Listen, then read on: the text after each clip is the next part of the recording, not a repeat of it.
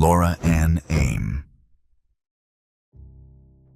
Laura was born on August 21, 1957, and grew up on a farm in Fairview, Utah, roughly 50 miles southeast of Provo. She was 17 years old at the time of her death. Her family described her as a free spirit who was passionate about animals. She was close with her younger sister Michelle and loved her horse Nibs, whom she fed licorice. By the fall of 1974, Laura was no longer living with her family and had been staying with friends in the Lehi area. On Halloween night, October 31, 1974, Laura left a party in Lehi, Utah, intending to hitchhike to a convenience store. She walked out into the cold October night, and she was never seen alive again. Nearly a month passed with no sign of her. Then, on Thanksgiving Day, November 27, 1974, two college students hiking near American Fork Canyon found her body down an embankment off State Road 92. She had been bound, severely beaten, and strangled with a nylon stocking. Evidence indicated she had been held captive for days before she was killed. Her face was so badly damaged, it was unrecognizable. So how does someone vanish on Halloween night and end up like this nearly a month later without a single lead? The Utah County Sheriff's Office investigated. Laura's body was initially mistaken for another missing girl, Deborah Kent, before dental records corrected the identification. The area where she was found was remote and steep, the kind of place you would only go if you were trying to hide something. Ted Bundy became a suspect, and in 1989, the night before his execution in Florida, Bundy acknowledged his involvement in Amy's death. But he refused to elaborate. He gave just enough to torment and not enough to close anything. Both prosecutors and the sheriff's office considered a verbal confession insufficient to formally close the case. The case remained officially open for 37 more years after Bundy's execution. Think about that. A man confesses the night before he dies in the electric chair, and the case still stays open for nearly 4 decades. In 2023, the Utah Bureau of Forensic Services acquired new technology capable of extracting DNA from small, degraded, or mixed samples. This was the kind of technology that simply did not exist before. In 2025, Cold Case Sergeant Mike Reynolds and Detective Jake Hall submitted body fluids preserved on Amy's body since 1974 to this lab. 51 years that evidence had been sitting there, waiting for the science to catch up. A single male DNA profile was identified and entered into CODIS, where it matched Ted Bundy's profile stored in a Florida database. Results were confirmed in early March 2026. Theodore Robert Bundy was living in Salt Lake City and attending law school at the University of Utah when he took Laura's life. He is one of America's most notorious serial killers, confessing to at least 30 murders across 7 states in the 1970s. The true number is believed to be somewhere between 50 and over 75. He was charming, articulate, and blended in everywhere he went. Bundy was executed on January 24, 1989, in Florida's electric chair. Despite confessing the night before his execution, the case stayed open for nearly 4 decades because a verbal admission was deemed legally insufficient. Laura's sister Michelle was unaware the case was even still open until investigators contacted her in 2026. Imagine carrying that grief for over 50 years and then learning the case was never actually closed. The original evidence had been preserved in pristine condition for over 50 years, and Bundy's newly established DNA profile can now be used nationwide to potentially confirm additional victims. Investigators hinted that another Bundy case will also be closed based on this forensic work. After Laura's death, her horse Nibs refused to eat licorice ever again. No trial was possible. Bundy was executed in 1989. The case was officially closed on April 1st, 2026. Utah County Sheriff Mike Smith stated that if Bundy were alive today, they would have pursued this case to the fullest extent and pushed for capital punishment. But what if both the victim and the killer were completely unknown for over half a century? Anita Louise Pitot. Anita was born March 9, 1942, in Augusta, Maine, one of 7 children. She was 26 years old when she died, just 5 days after her birthday. As a teenager, Anita struggled in school and was eventually sent to the Maine Industrial School for Girls in 1955, after her mother was fined $20 for her absences. Despite this rough start, she was adventurous and described as someone who wanted to see the world. In December 1967, she left Maine for California with friends, settling in Whittier, where she worked as a waitress. Her last letter home, postmarked February 19, 1968, told her mother she planned to return to Maine in May. She never made it back. Nobody heard from her again. On approximately March 14, 1968, Anita's body was found by 3 young boys playing in a farm field near Newland Avenue and Yorktown Street in Huntington Beach, Orange County, California. The children initially mistook her for a fallen scarecrow. She had been attacked and her neck slashed so deeply that her trachea was cut. The cause of death was aspiration of blood. No drugs or alcohol were in her system. Detectives theorized she had been hitchhiking when she was picked up by her killer. Huntington Beach police preserved extensive evidence: a cigarette butt found near the body, tire tracks, knee indentations, and clothing buttons. Fingerprints were collected. A forensic sketch was circulated, generating tips that led nowhere. The body remained unidentified at the county morgue for 10 months before burial in an unmarked grave. And here is where it gets painful. Anita's brother-in-law Archie called Whittier police from Maine just 2 months after her disappearance, asking if they knew anything about a missing woman matching her description. But Whittier PD, only 16 miles from where the body was found, never connected the inquiry to the Jane Doe case. 2 departments, 16 miles apart, one family desperately looking for answers, and nobody put the pieces together. For 52 years. In 2010, a grandniece named Dakota recognized the sketch posted on the Doe Network and called Whittier PD. The tip was dismissed and ignored. In 2001, a male DNA profile was developed from evidence on the victim's body. In 2010, DNA from the cigarette butt matched that profile, confirming the smoker was the killer. But the profile sat in databases for years with no match. Then the Golden State Killer arrest in 2018 changed everything.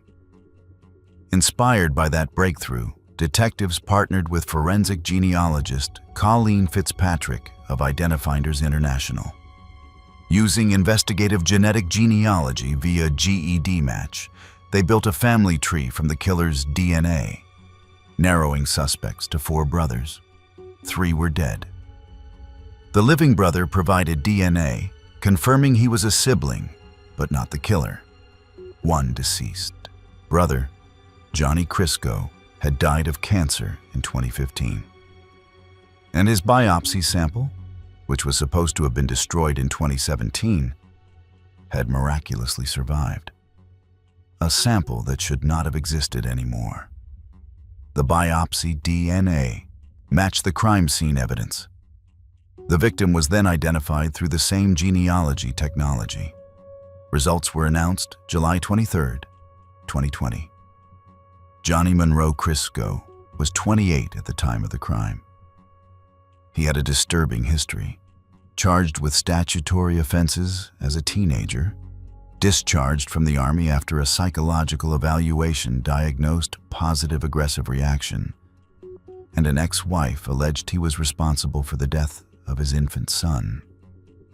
He had a lengthy arrest record and died of throat and lung cancer in 2015 in Washington state. Crisco was never a suspect during the original investigation. For 52 years, both the victim and killer were completely unknown. A fully anonymous crime on both sides. Nobody knew who did it. Nobody even knew who she was. The killer's cancer biopsy sample survived destruction by sheer luck. If that sample had been disposed of on schedule, none of this would have been solved. Anita's family assumed for decades that she had simply shunned them and moved on with her life. They never imagined she had been harmed. They just thought she did not want to come home. Her remains were exhumed from an unmarked Newport Beach grave and returned to Maine, where she was buried on July 18, 2020, in Waterville, next to her sister Constance. Her niece Lori Quirion published a book about the case titled The Last Letter. But if that twist with the biopsy seemed unlikely, the next case involves a cookbook that may actually describe a killing. Ruth Marie Terry. Ruth was born September 8, 1936, in a mountainside shack in Whitwell, Tennessee. She was 37 years old at the time of her death. After a short-lived first marriage, she moved to Michigan to work at the Fisher Body Automotive plant. She had a son, Richard, born in 1958, whom she gave up for adoption due to financial hardship. She later moved to California and on February 16, 1974, married antiques dealer Guy Rockwell Moldavan in Reno, Nevada. That was approximately 5 months before her death. Family members who saw her with Moldavan noted she was not herself and that he was possessive. On July 26, 1974, a 12-year-old girl hiking with her parents at Race Point Dunes in the Cape Cod National Seashore, Provincetown, Massachusetts, followed a barking dog to a decomposing body. Ruth had been dead for several weeks. She lay face down on half of a beach blanket. The left side of her skull had been crushed, likely with a military-type entrenching tool. She was nearly decapitated, and both hands and one forearm had been removed to prevent fingerprint identification. Several teeth had been extracted. Evidence of post-mortem tampering was also found. This became Massachusetts' oldest unidentified homicide victim case. The press called her the Lady of the Dunes. Who goes to those lengths to make sure a body is never identified? And why would someone remove hands, teeth, and then just leave the body on a beach? The body was exhumed 3 times, in 1980, 2000, and 2013, without resolution. 3 separate attempts over more than 30 years, and still nothing. A parade of suspects was investigated. Notorious Boston mobster Whitey Bulger, known for removing victims' teeth. Serial killer Tony Costa, eliminated because he was already dead by May 1974. And convicted killer Haddon Clark, who confessed, sent drawings of a handless woman, and mailed a map pointing to the body's location, though his paranoid schizophrenia made false confessions likely. The removal of hands, chemical fixatives like formaldehyde applied during processing, and extreme decomposition made identification nearly impossible for decades. In 2022, skeletal remains were sent to Othram Inc. in Texas. Scientists spent 1.5 years developing methods to overcome formaldehyde contamination that had defeated multiple prior labs. Every other lab had failed. The chemicals used to preserve the body for examination had ironically made the DNA nearly impossible to extract. Othram used forensic-grade genome sequencing to build a DNA profile, which the FBI used in forensic genetic genealogy to identify Ruth Marie Terry. A close relative provided confirmatory DNA. The identification was announced on Halloween 2022 by the FBI Boston Field Office. Almost exactly 48 years after she was found on that beach, she finally had her name back. Guy Rockwell Moldavan was named as Ruth's killer on August 28, 2023, by the Cape and Islands District Attorney. Moldavan was born in 1923 and died in 2002. He was a suspected serial killer with a horrific trail of missing and dead wives. His second wife, Manzanita Ryan, and her 18-year-old daughter both disappeared on April 1, 1960. Human body parts were found in Moldavan's septic tank, but prosecutors could not conclusively prove they belonged to the missing women. He married his third wife just months later. He is also suspected in the 1950 killing of Henry Red Baird and the disappearance of 17-year-old Barbara Jo Kelly. True crime writer Ann Rule devoted a section of her 2007 book, Smoke, Mirrors, and Murder, to Moldavan.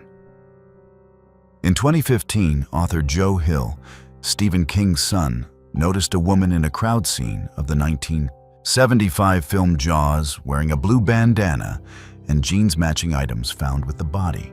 Jaws was filmed on Martha's Vineyard during the probable window of Terry's death. After the killing, Moldavan published a bizarre book titled Cooking with Rump Oil, containing a recipe called Cape Cod Shid, featuring a drawing of a long-haired creature and text that retired FBI profiler Julia Cowley interpreted as describing watching someone die. Ruth's son Richard, given up for adoption, took a DNA test in 2018 to find his birth family, only to discover his mother was the Lady of the Dunes. After the death, Moldavan told Terry's family she had joined a religious cult. No prosecution was possible. Moldavan died in 2002. Case officially closed August 28, 2023. Oxygen produced a docu-series on the case, Lady of the Dunes, Hunting the Cape Cod Killer, which premiered November 29, 2024. But what happens when a police chief becomes so obsessed with a case that he spreads the evidence across his own home for over a decade? Pamela Milam. Pamela, known as Pam, was a 19-year-old sophomore at Indiana State University in Terre Haute, Indiana, studying to become an English teacher. A member of Sigma Kappa sorority, she commuted daily from her parents' home.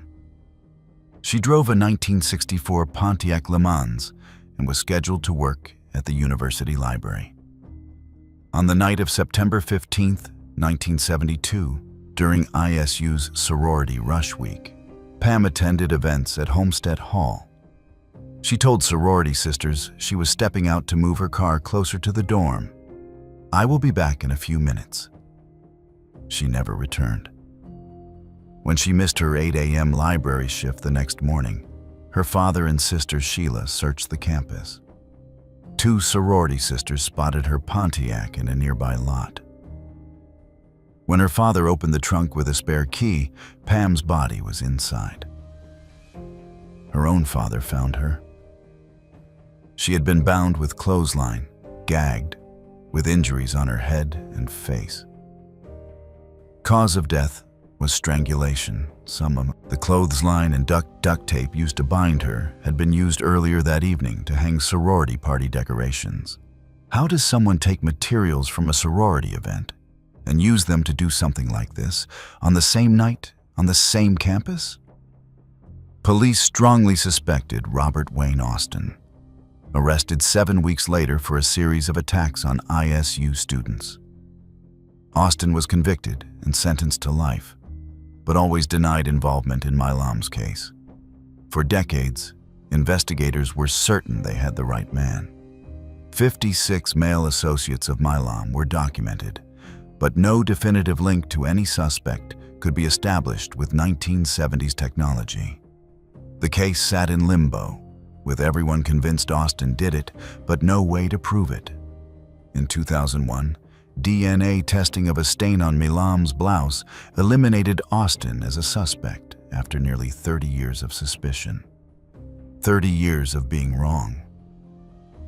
The profile entered CODIS, produced no hit. In 2008, Terre Haute Police Chief Sean Keane personally took on the case, spreading evidence across his own home for years. He lived with this case. It consumed him. In 2018, he partnered with Parabon Nanolabs, which compared the DNA to GED matched genealogy databases. The trail led to a family in Washington, Indiana.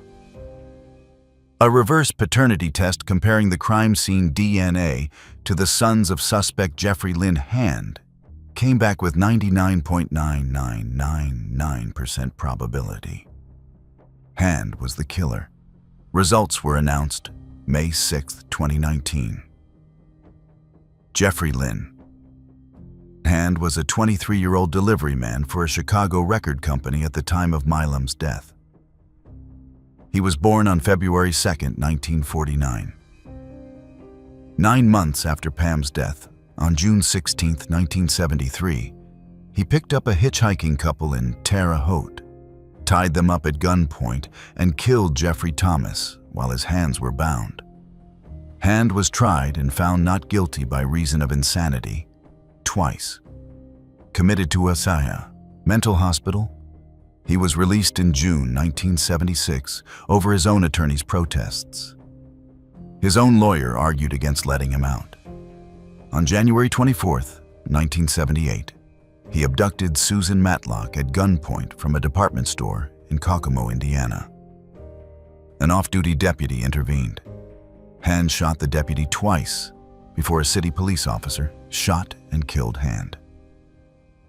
The real killer was a known offender who had been caught, institutionalized, released, and then killed while attempting yet another crime. Police spent 30 years convinced the wrong man was Milam's killer. DNA proved them wrong. Hand's widow, when informed decades later, said she was not surprised.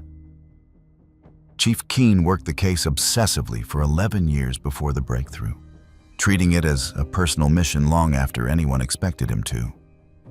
Milam's sister said it had been a long 46 years, 7 months and 20 days, and that they were happy to know he had not been out there living a great life. Authorities continue investigating whether Hand took other lives between his 1976 release and his death in 1978. No arrest was possible. Hand was killed by police in 1978, 41 years before being identified. The case is considered solved as of May 2019. But the next case involves something even harder to process. A teenager dismembered and left in trash bags along a rural road, while a convicted predator walked free because the system never collected his DNA. John Muncie. John Anthony Muncie, known as Tony, was born in December 1967 in Kentucky and lived in Whitehall, Ohio, a suburb of Columbus.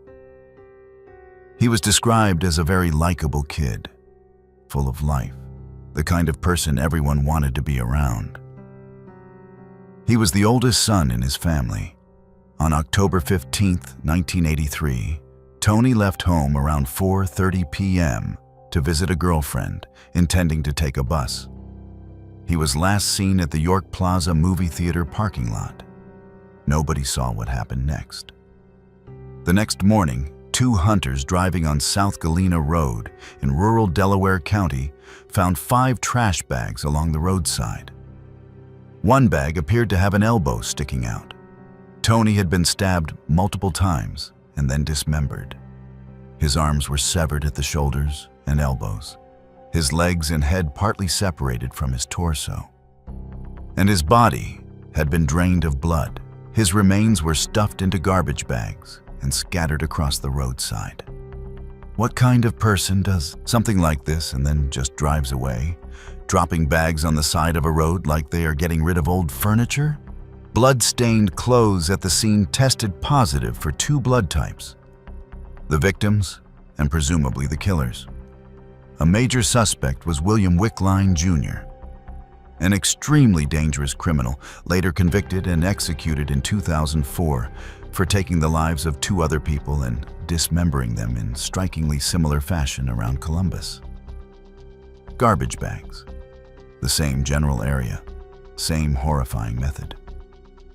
However, Wickline's blood was never tested against the crime scene evidence. The case went cold for decades. In 2018, Delaware County detectives sent a blood spot to Parabon Nano Labs.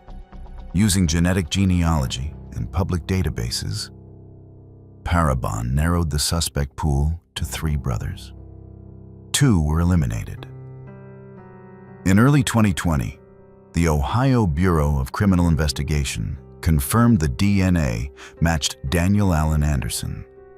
Results were announced April 9th, 2020. Daniel Allen Anderson had ties to the Sunbury, Ohio area near where the body was found. He was a convicted predator who targeted teenage boys and had served prison time. But here is the part that will make your blood boil. He was never swabbed for DNA because it was not required at the time of his offenses.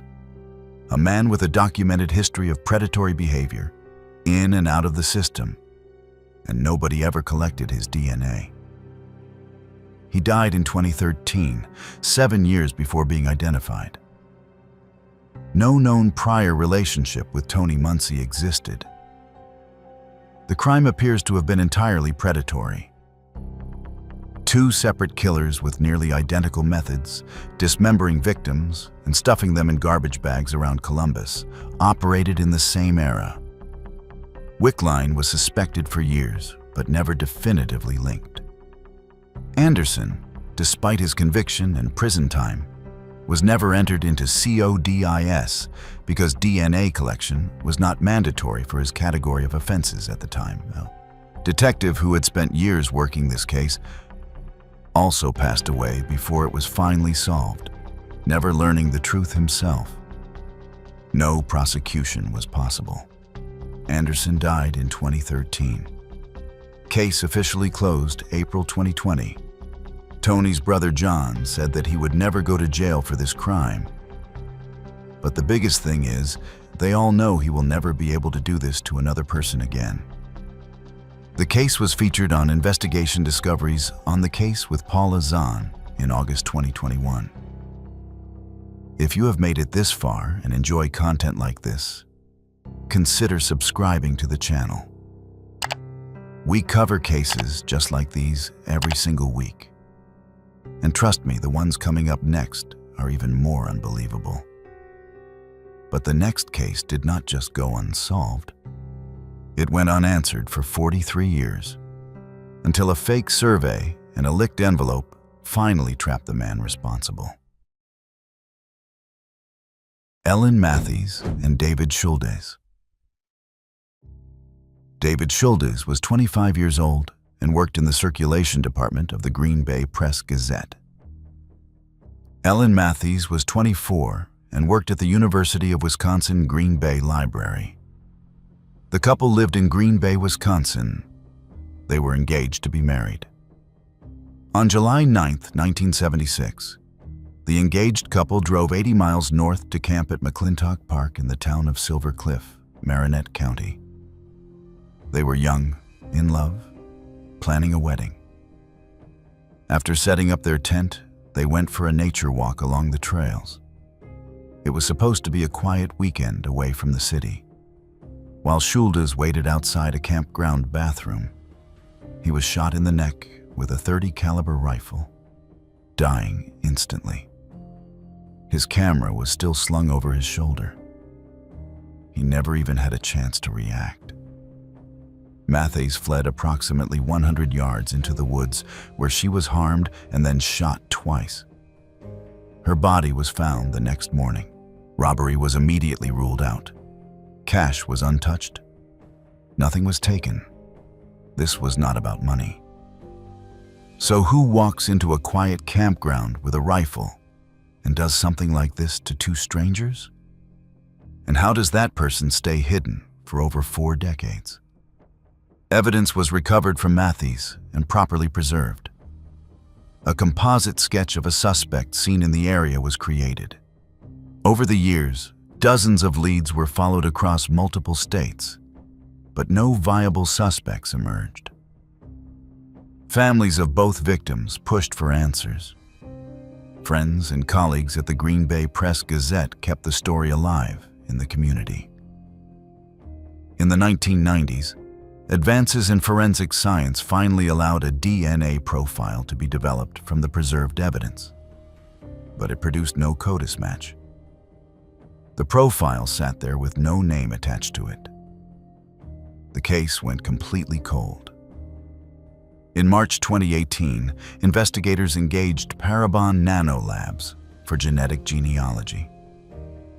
By December 2018, the suspect pool was narrowed to a specific Green Bay area family. Now here is where it gets clever. To obtain DNA from the prime suspect, police mailed Raymond van Nieuwenhoven a phony police performance survey. When he completed it and licked the envelope to seal it, his saliva provided the DNA. The Wisconsin Crime Lab confirmed the match. He was arrested on March 14, 2019, at age 82. Raymond Lawrence van Nieuwenhoven was known locally as Old Ray. An affable handyman in Lakewood, Wisconsin, an isolated town of 800 people just 25 miles from where he took their lives. He had lived there for 20 years. 20 years, 25 miles away, and nobody ever suspected the friendly handyman who fixed things around town. He was a widower who had celebrated his 50th wedding anniversary. He had 6 children and 9 grandchildren. Neighbors liked him. People trusted him. His only prior record was a 1957 arrest at age 20 for attacking 2 teenage girls, for which he served 6 months. That record was long forgotten by the time investigators came knocking. The fake survey became a major constitutional battle. His defense and the ACLU challenged it as a Fourth Amendment violation, arguing that police had tricked him into providing DNA without a warrant. The Wisconsin Court of Appeals upheld the conviction in April 2024, finding van Nieuwenhoven voluntarily consented to giving the envelope. Nobody forced him to lick it. Nobody forced him to mail it back. The Wisconsin Supreme Court declined to hear the appeal, leaving the conviction permanently in place. At his first court appearance, van Nieuwenhoven declared not guilty, not guilty, not guilty, 3 times. His youngest daughter claimed the DNA only proved her father had an affair. Officers noted he did not seem too surprised when arrested. Van Nieuwenhoven was found guilty on both counts of first-degree murder on July 27, 2021, and sentenced to 2 consecutive life sentences. He died on June 17, 2022, at age 85, at Oshkosh Correctional Institution, less than a year after sentencing. But the next case sat unsolved even longer, and the answer was hiding in the most unlikely place imaginable: the killer's own decomposing body.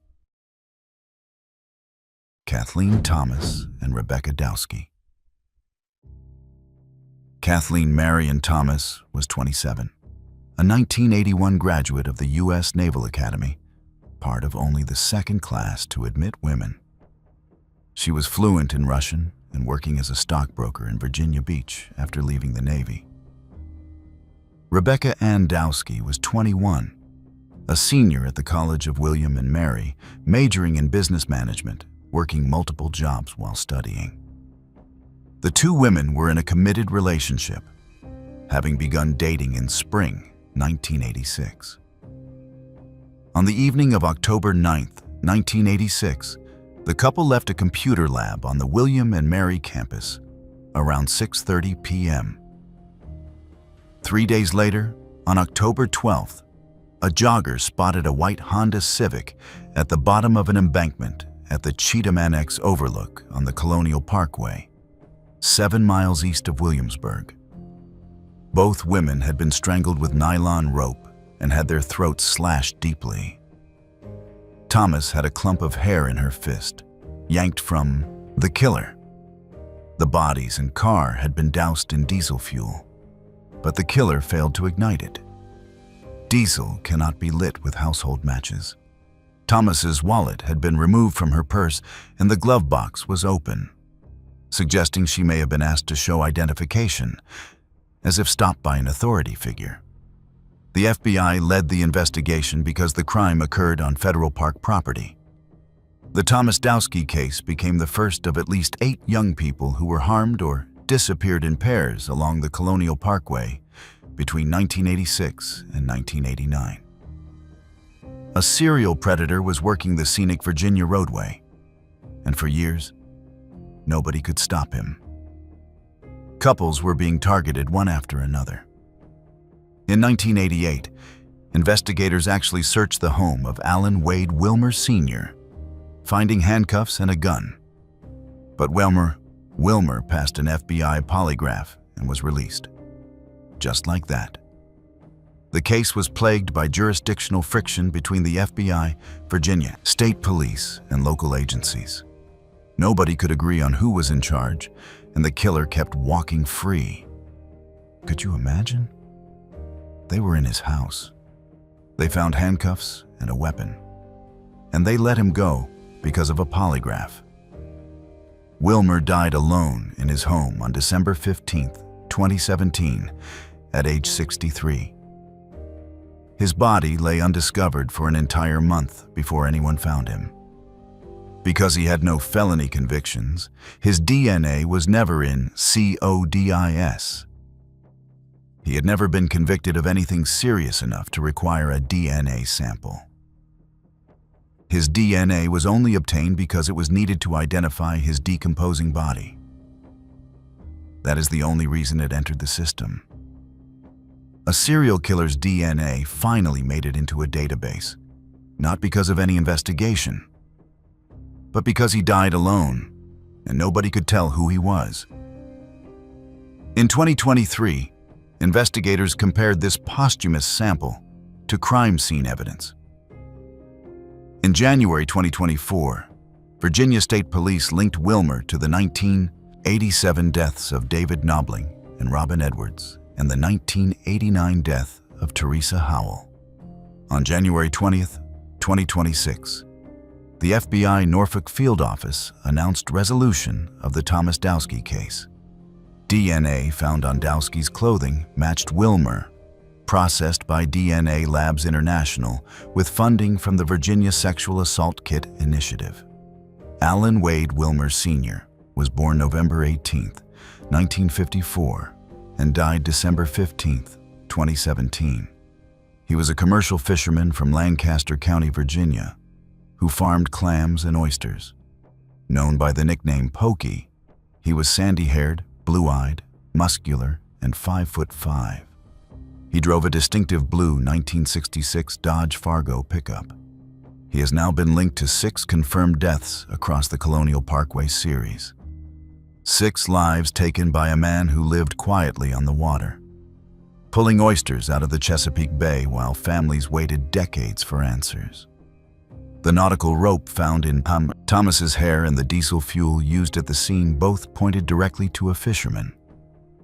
His brother Keith Wilmer was separately suspected in the 1985 death of Mary Kaiser Harding, a crime for which Emerson Stevens was wrongfully convicted and spent 32 years in prison before being pardoned in 2021.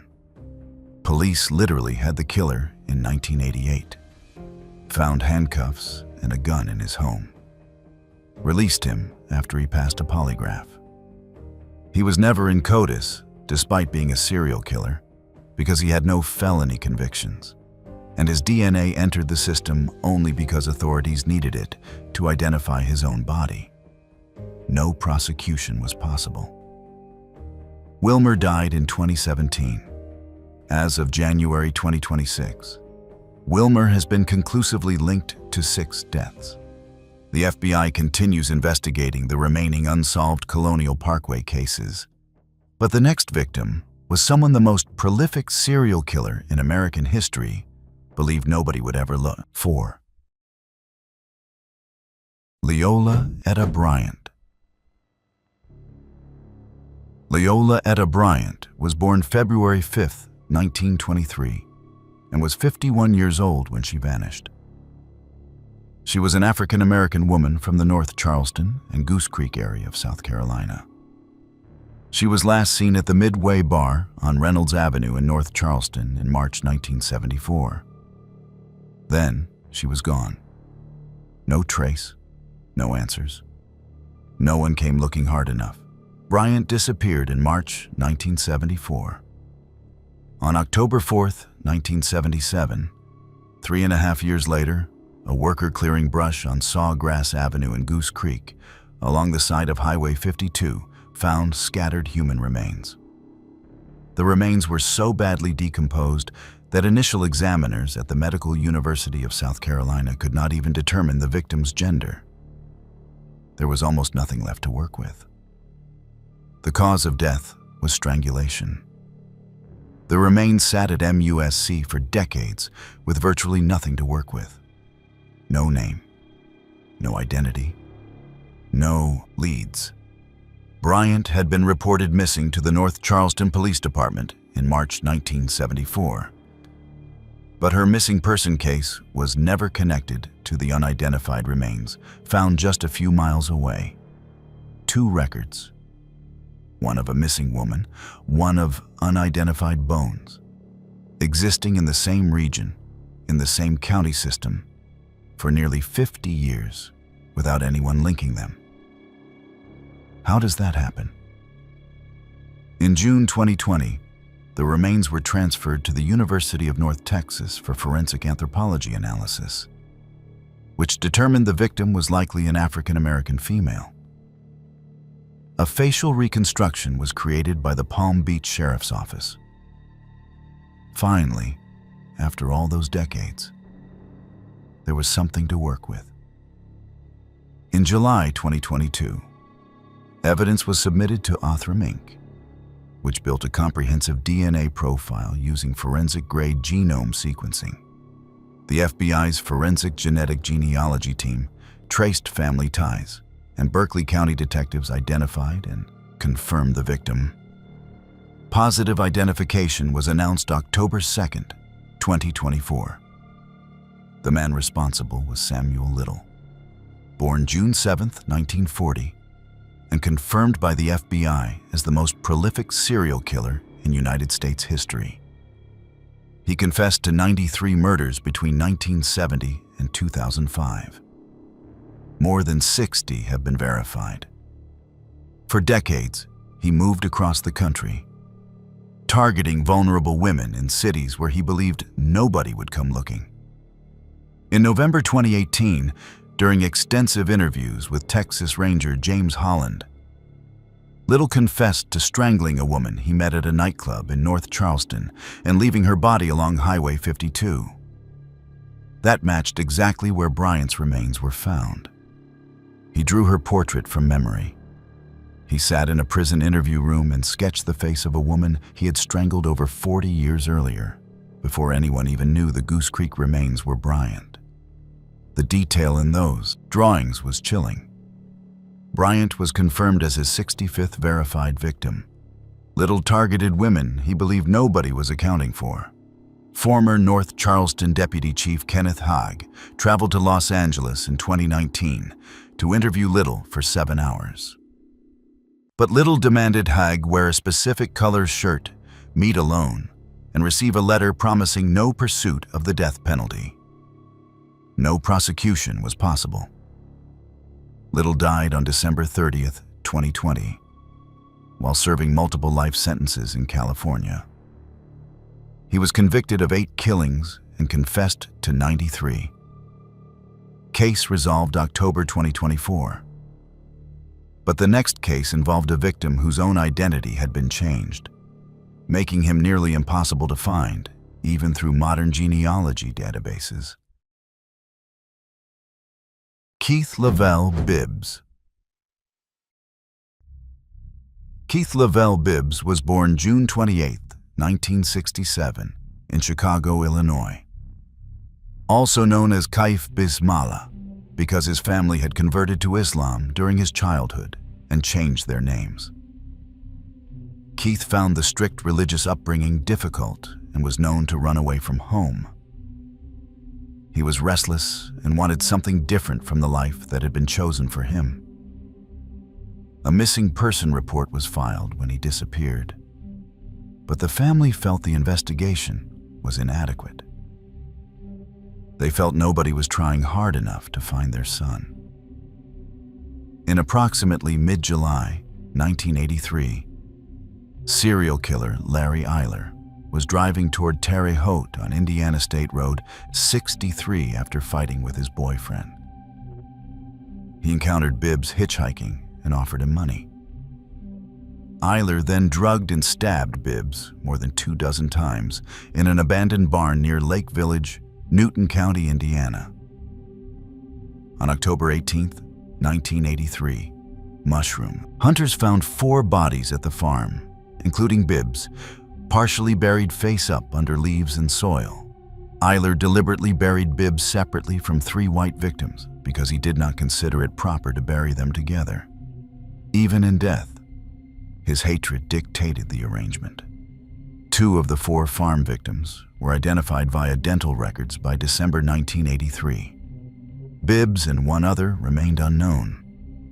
Cataloged as Adam Doe and Brad Doe, forensic facial reconstructions were created but produced no leads. Nobody came forward. Nobody recognized the faces.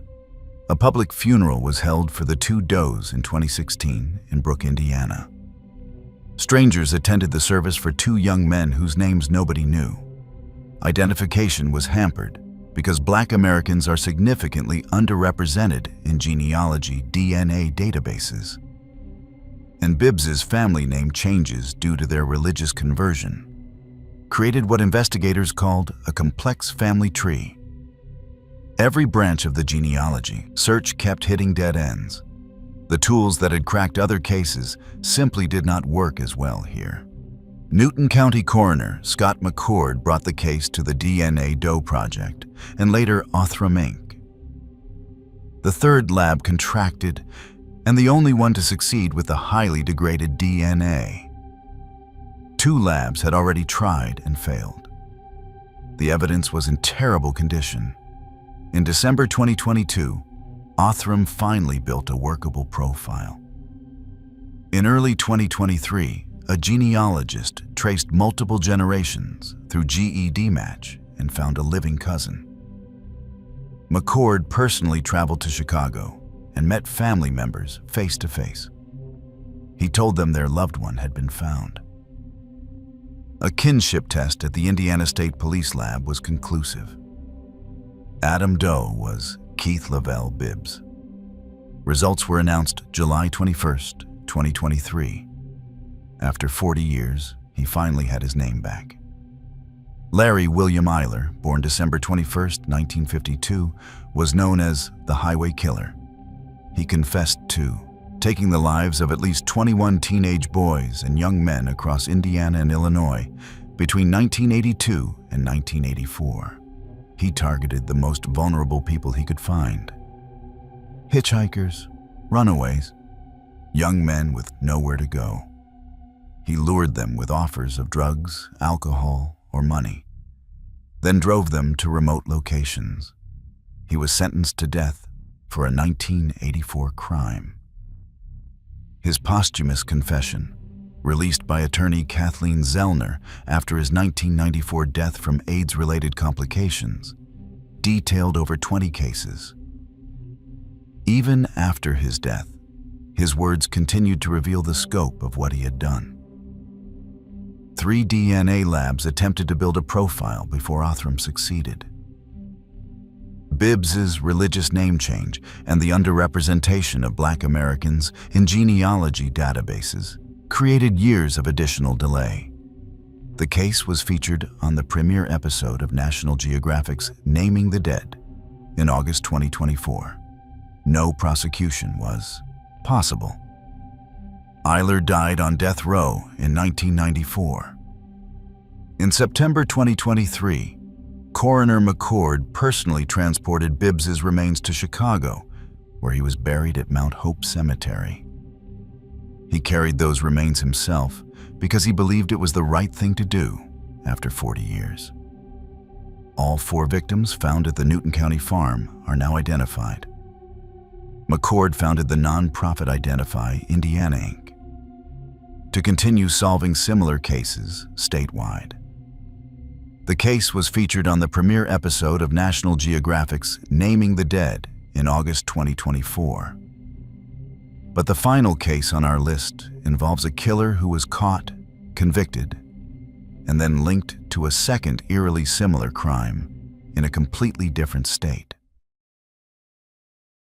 Pamela Cahanes.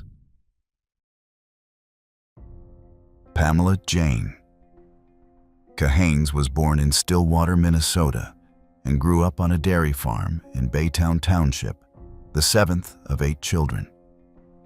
She was 25 years old when she was taken. After graduating from Stillwater High School in 1976, she enlisted in the U.S. Navy and had just graduated from boot camp at the Orlando Naval Training Center on August 3, 1984, 2 days before her death. Family described her as a loving, charming farm girl at heart who wanted to explore by going into the Navy. On the night of August 4th through 5th, 1984, Cahanes, dressed in her Navy seaman whites, was beaten, harmed, and strangled. Her body was found the next morning by a passing motorist near a vacant home at Riverview Avenue and West 1st Street in unincorporated Sanford, Seminole County, Florida. She lay face down, mostly unclothed, with her uniform and shopping bags nearby. $100 cash remained in her clothes. Robbery was ruled out. Tiny marks under her chin came from her own fingernails as she desperately tried to pry the killer's hands from her neck. Prosecutors estimated the struggle lasted approximately 8 minutes. Skin found under her fingernails was later identified as her killer's. 2 days out of boot camp, she had her whole life ahead of her. A farm girl from Minnesota who joined the Navy to see the world. And someone she may have even known ended it all before it started. Seminole County Sheriff's deputies and NCIS conducted the investigation, but developed no viable leads. Nobody saw anything. Nobody heard anything. In the 1990s, the case was reopened and a DNA profile was developed from evidence on the victim's clothing, but it matched no one in any database. The profile sat in the system for years with no name attached. After the 2018 Golden State Killer breakthrough, investigators partnered with Parabon Nanolabs and Chief Genetic Genealogist C.C. Moore. Genetic genealogy traced the unknown DNA to Thomas Lewis Garner of Jacksonville, Florida.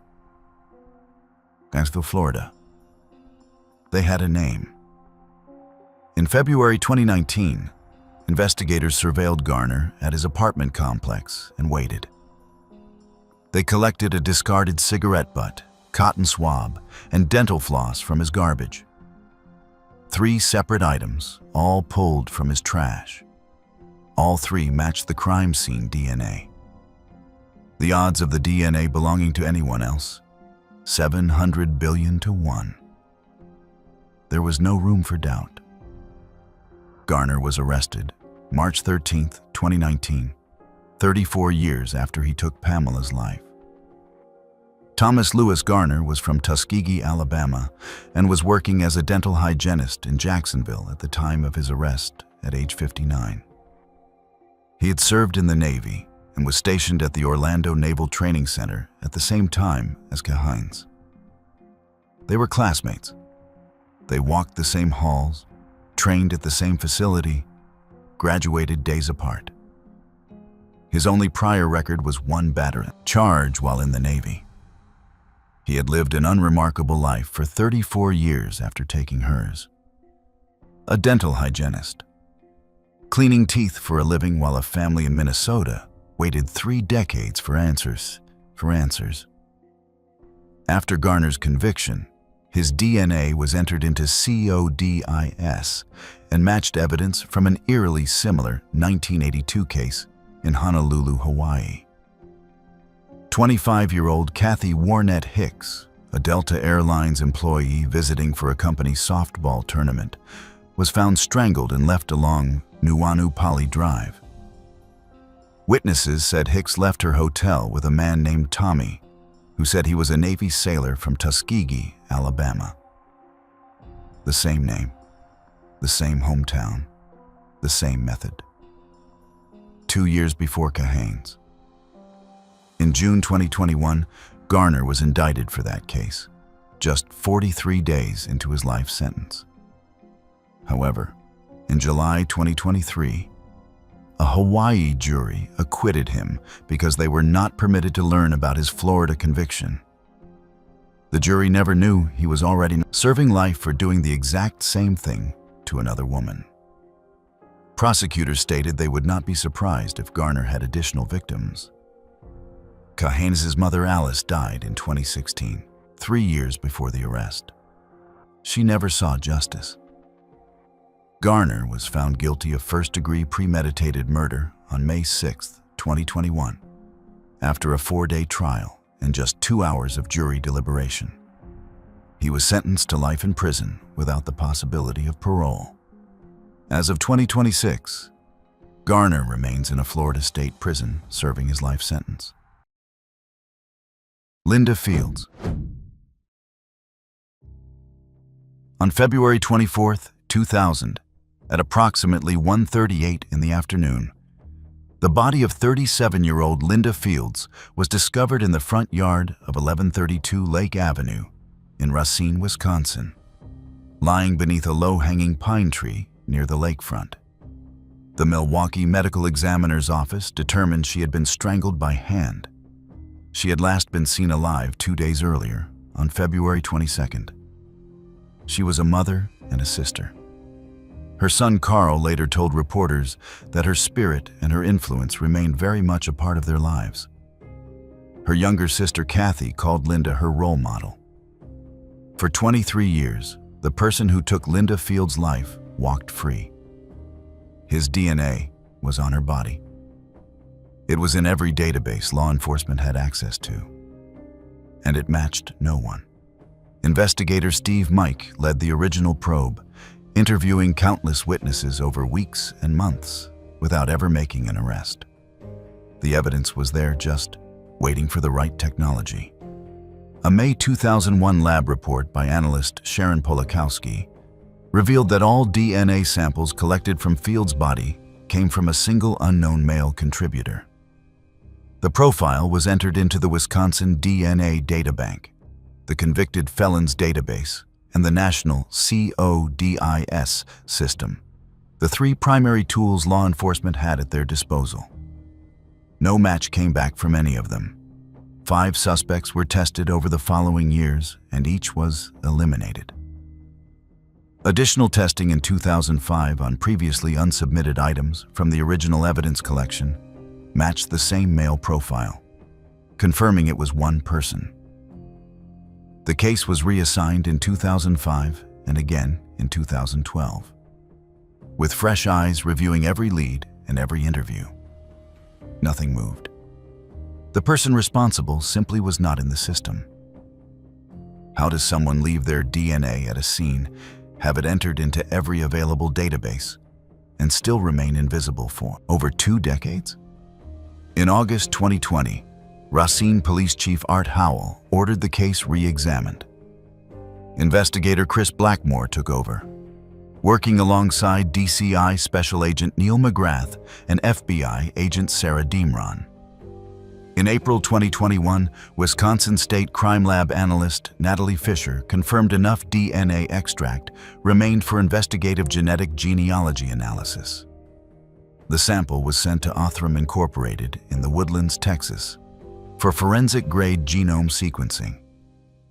In January 2022, a familial DNA search identified an individual who was the parent, brother, or son of the contributor. That person's son was eliminated. His brother was eliminated. The father remained. His name was Lucas Asensio Alonso. FBI agents located him in Birmingham, Alabama, and later learned he had traveled to Zion, Illinois. On February 21, 2023, the day before the 23rd anniversary of the incident, investigators collected a DNA swab from Alonso during a traffic stop via search warrant. Analyst Polakovsky confirmed the match. 1 in 1 quadrillion probability of a random match. Alonso, 66 at the time of arrest, had no prior criminal record of any kind. He had never been fingerprinted. He had never had his DNA collected. He had met Linda Fields at a local bar on the night she passed away.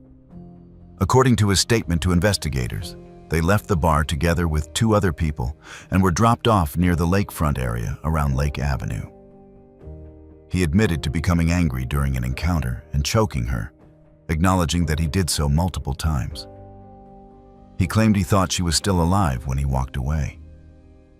Whether that was true or not, Linda Fields was found beneath that pine tree 2 days later, and Alonso went on living his life for another 23 years. He had ties to both Illinois and Mexico and was described by prosecutors as a significant flight risk. He was detained at his workplace in Racine on March 6, 2023, and charged with 1 count of first-degree intentional taking of life. Bail was set at $1 million cash. He pleaded not guilty on July 26, 2023. The trial was originally set for April 2024. Then pushed to August. As of the most recent available reporting, no public verdict or sentencing has been announced. If convicted, Alonso faces life in prison. For 23 years, Lucas Alonso lived his life without consequence because his DNA was not in any criminal database. It took a new kind of science to find him. But the next case sat cold even longer, 36 years, and solving it required digging up the answer from a grave in Texas. Donna Sue Hyatt. On July 8, 1987, 38-year-old Donna Sue Hyatt was found on her living room floor at 708 North Elm Street in Carlsbad, New Mexico. Her daughter discovered the body at approximately 11:40 in the evening. Donna Sue had been harmed, stabbed, and strangled. Earlier that evening, witnesses had seen her with a tall man leaving a nearby store on foot at approximately 9:15. Donna Sue was a member of the First Baptist Church and the Christian Women's Club. Her family described her as a loving daughter, sister, mother, and grandmother, who was always friendly, chatty, and sunny. She had 2 daughters, Angela and Michelle, a mother, a father, and 2 sisters. The case was named Carlsbad's Crime of the Week, with a $500 reward. It led nowhere. The Carlsbad Police Department conducted a thorough investigation, following up on numerous leads across the community.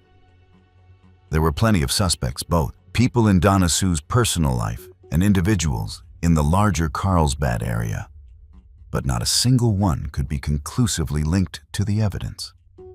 The original officer's careful preservation of crime scene materials would prove critical decades later. But in the moment, no technology existed to extract answers from what they had collected. DNA testing in 2010 temporarily revived the case, but failed to produce a match in any available database. The trail went cold once more. 36 years would pass before anyone had a name to attach to what happened on North Elm Street. How do you solve a case when the person responsible has been gone for over 3 decades? In this case, you dig them up. Carlsbad detectives Joey Landgraf and Tim Nice sent preserved crime scene evidence to Othram Incorporated for forensic-grade genome sequencing. Othram built a comprehensive DNA profile, which was then used by the FBI's Forensic Genetic Genealogy team to develop investigative leads. Those leads pointed to a man named Michael Ruff Wigley, someone who had been investigated in the early 1980s for 2 separate incidents of harm against women in Central Texas, was convicted in one and served prison time. But there was a significant obstacle. Wigley had passed away in a traffic accident in 1989, just 2 years after taking Donna Sue's life. He could never be questioned. He could never sit in a courtroom. He could never look Donna Sue's daughters in the eye and be held accountable. But he could still be identified. Investigators obtained a search warrant to exhume Wigley's body from a cemetery in Amarillo, Texas, a process that required legal coordination across 2 states. DNA extracted from the remains was tested using Othram's specialized KINS-SNP testing protocol, which positively and definitively confirmed Michael Ruff Wigley as the person responsible for what happened at 708 North Elm Street 36 years earlier. Witnesses also confirmed that Wigley had been present in Carlsbad during the time of the incident, placing him in the right city on the right night. The case was officially closed and solved on April 11, 2023. No prosecution was possible. The person responsible had been gone for 34 years by the time his name was confirmed.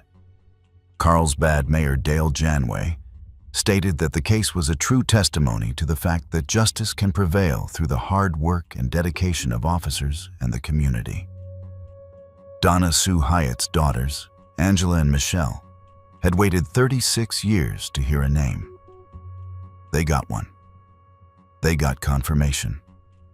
They got the truth. They just could not get a courtroom or a verdict or a sentence. The case was featured on Investigation Discovery's Bloodline Detectives and the DNA ID podcast. Wigley was already gone before science could catch up to what he had done. But the next case is different because when investigators finally identified the person responsible after 35 years, he was very much alive. And what he did when they came for him told its own story. Kathy Swartz. On December 2, 1988, in Three Rivers, Michigan, 18-year-old Mike Warner came home from work around 3:30 in the afternoon to the apartment he shared with his fiancée, 19-year-old Kathy Sue Swartz, and their infant daughter, Courtney. He noticed traces on the stair railing. The baby was crying in her crib, unharmed. Kathy's body was found in another bedroom. She had been beaten, stabbed multiple times, strangled, and had her throat cut. The scene was extraordinarily disturbing evidence smeared up the railing and against the walls. The person responsible had written, "I was here," at the scene. A fingerprint was found on her pink GTE telephone. There was no forced entry. Kathy Swartz was 19 years old. She was a single mother engaged to be married the following June. She bowled in a league with her mother every week. Her father ran the pro shop at the local bowling alley. She loved hunting with her dad and was an exceptional artist. Friends described her as sweet, caring, a wonderful mother, and confident in her ability to raise a child on her own despite being so young. She was a tomboy with a sharp sense of humor. She and Mike Warner were planning their wedding. It was 3 weeks before baby Courtney's first Christmas. And now she was gone. And the person who took her from that apartment had left behind a message, a fingerprint, and a bloody footprint, yet still managed to vanish. Who walks into someone's unlocked apartment in the middle of the day, does this, writes a message, and then disappears for 35 years? Warner was initially suspected, but quickly cleared he was confirmed at work during the time frame, and the fingerprint found at the scene did not match his prints. All family members on both sides were fingerprinted and eliminated one by one. A former boyfriend of Kathy's was charged, but later cleared as well when the evidence did not hold up. Over the years that followed, thousands of people across the Three Rivers area were interviewed and fingerprinted, an extraordinary effort for a small community. Not a single match was found. An FBI behavioral profile suggested the person responsible likely lived in the area and may have known the victim. In 2012, the crime scene DNA was entered into CODIS, still no result. Students from Western Michigan University's Cold Case program later took on the project of digitizing the massive 10,000-plus page case file. In the course of that work, one name appeared on just a single page of all those reports: Robert Waters. But at the time, he was never investigated as a suspect. He was simply a name on a piece of paper, buried in a mountain of documents. In May 2022, the Michigan State Police Forensic Lab sent the case to Othram Incorporated. Using forensic-grade genome sequencing and publicly available databases, including GED Match Pro, Othram identified the children of John and Judith Waters, 4 brothers from the Three Rivers area. One was already in CODIS and eliminated. 2 voluntarily gave DNA and were cleared. Othram confirmed the contributor was 100% a sibling. The remaining brother was Robert Waters, living in Beaufort, South Carolina. On April 30th, 2023, search warrants were executed at his home. His fingerprint positively matched the print on Kathy's phone. His DNA and footprint also confirmed matches. Robert Odell Waters, 53 at the time of arrest, had grown up in the Three Rivers area and was a childhood friend of Mike Warner. They had been classmates together at Three Rivers High School. About 1 month before the incident, Warner had invited Waters and his girlfriend to visit the apartment, giving Waters direct knowledge of the layout and the fact that the door was often left unlocked. After Kathy's passing, Waters never surfaced as a suspect. He left Michigan, relocated to Beaufort, South Carolina, and built an entirely new life. He ran a successful plumbing business. He was married with children. He lived in a $500,000 home in a quiet neighborhood. For 35 years, he was never fingerprinted. He never had his DNA collected. He never appeared in any criminal database. He lived as a respected member of his community, while the fingerprint he left on a dead woman's telephone sat in a case file in Michigan, waiting. He was arrested on April 30th, 2023, and charged with open taking of life. Just 5 days and 8 hours later, on May 6th, Waters was found gone in his cell at the Beaufort County Detention Center. He had used a bedsheet. He was not on watch. On the table in his cell, investigators found Bible-based pamphlets about forgiveness. Chief Bowling stated that forensic evidence confirmed Waters acted alone and was responsible. For 35 years, Robert Waters lived as a respected businessman, a husband, and a father, while the fingerprint he left on a pink telephone sat in a case file waiting for him. But the next case required something even more creative than genealogy databases, because the DNA match came from a piece of chewing gum spit out on a bike path. Barbara Tucker. On the evening of January 15, 1980, 19-year-old Barbara Mae Tucker was heading to an evening class at Mount Hood Community College in Gresham, Oregon. She had called her mother earlier that day, hoping class would let out early so she could visit a friend for ice cream.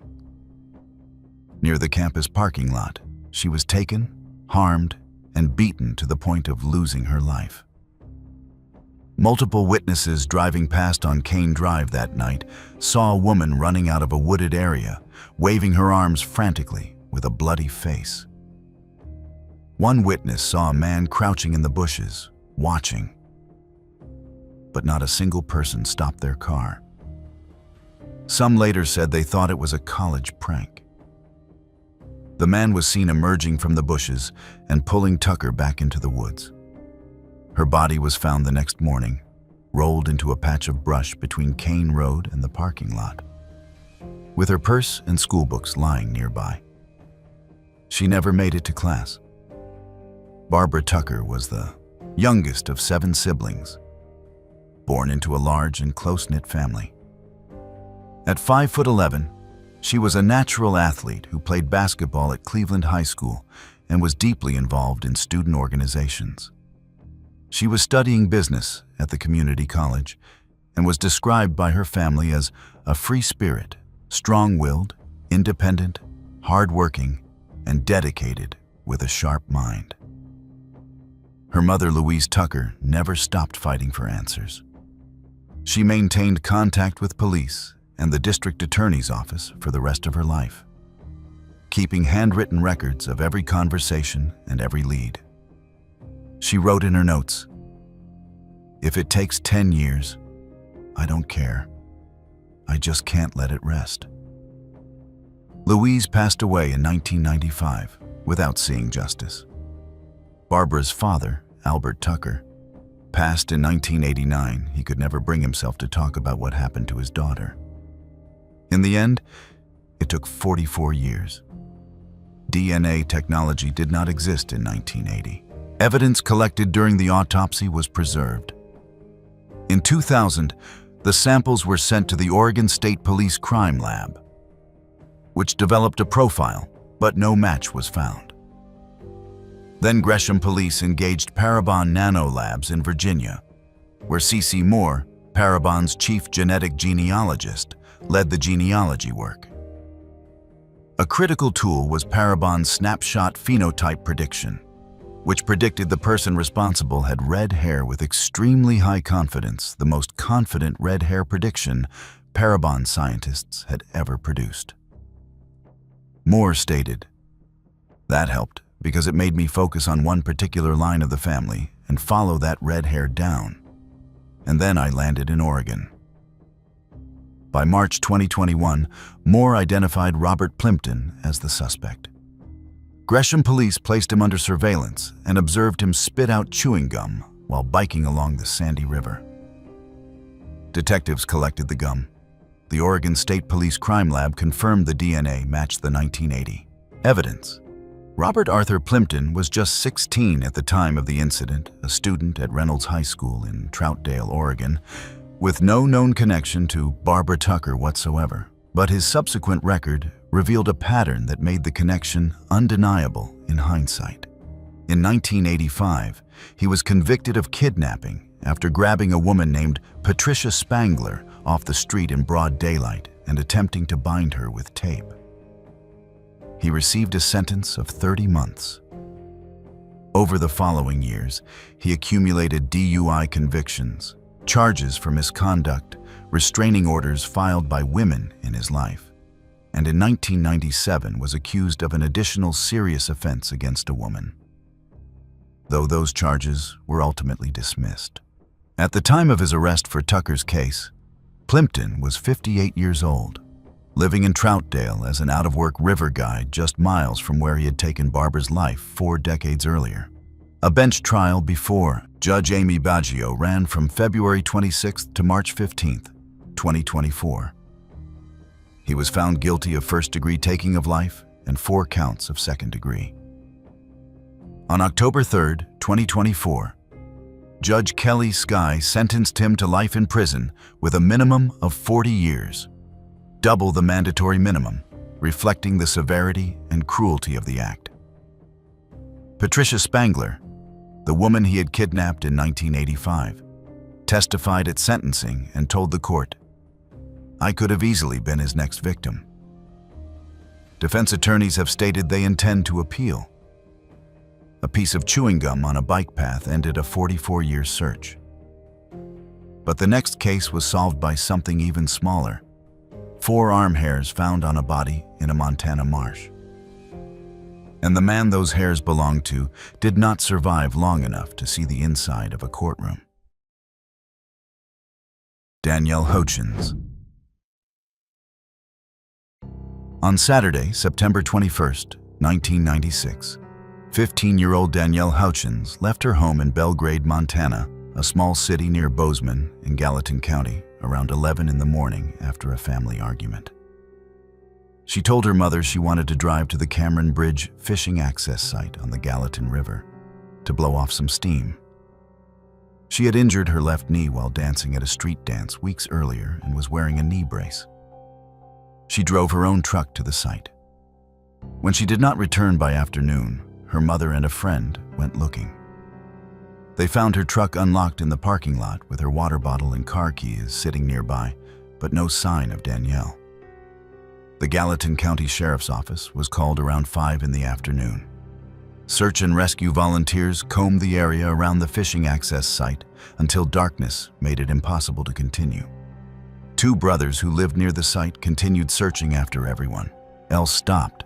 One of them found Danielle's body face down in a shallow pool of water in a marshy area. The state medical examiner listed the cause as drowning, with the manner of death unknown. But evidence of harm and bruising was discovered on her body. Her younger sister, Stephanie, who was 12 at the time, later stated that Danielle had been forcibly held down in the marsh. 4 rootless arm hairs were found on her body and carefully preserved. The Gallatin County Sheriff's Office controversially declined to officially classify the case as a taking of life, listing the manner as unknown, despite clear evidence of harm on the body.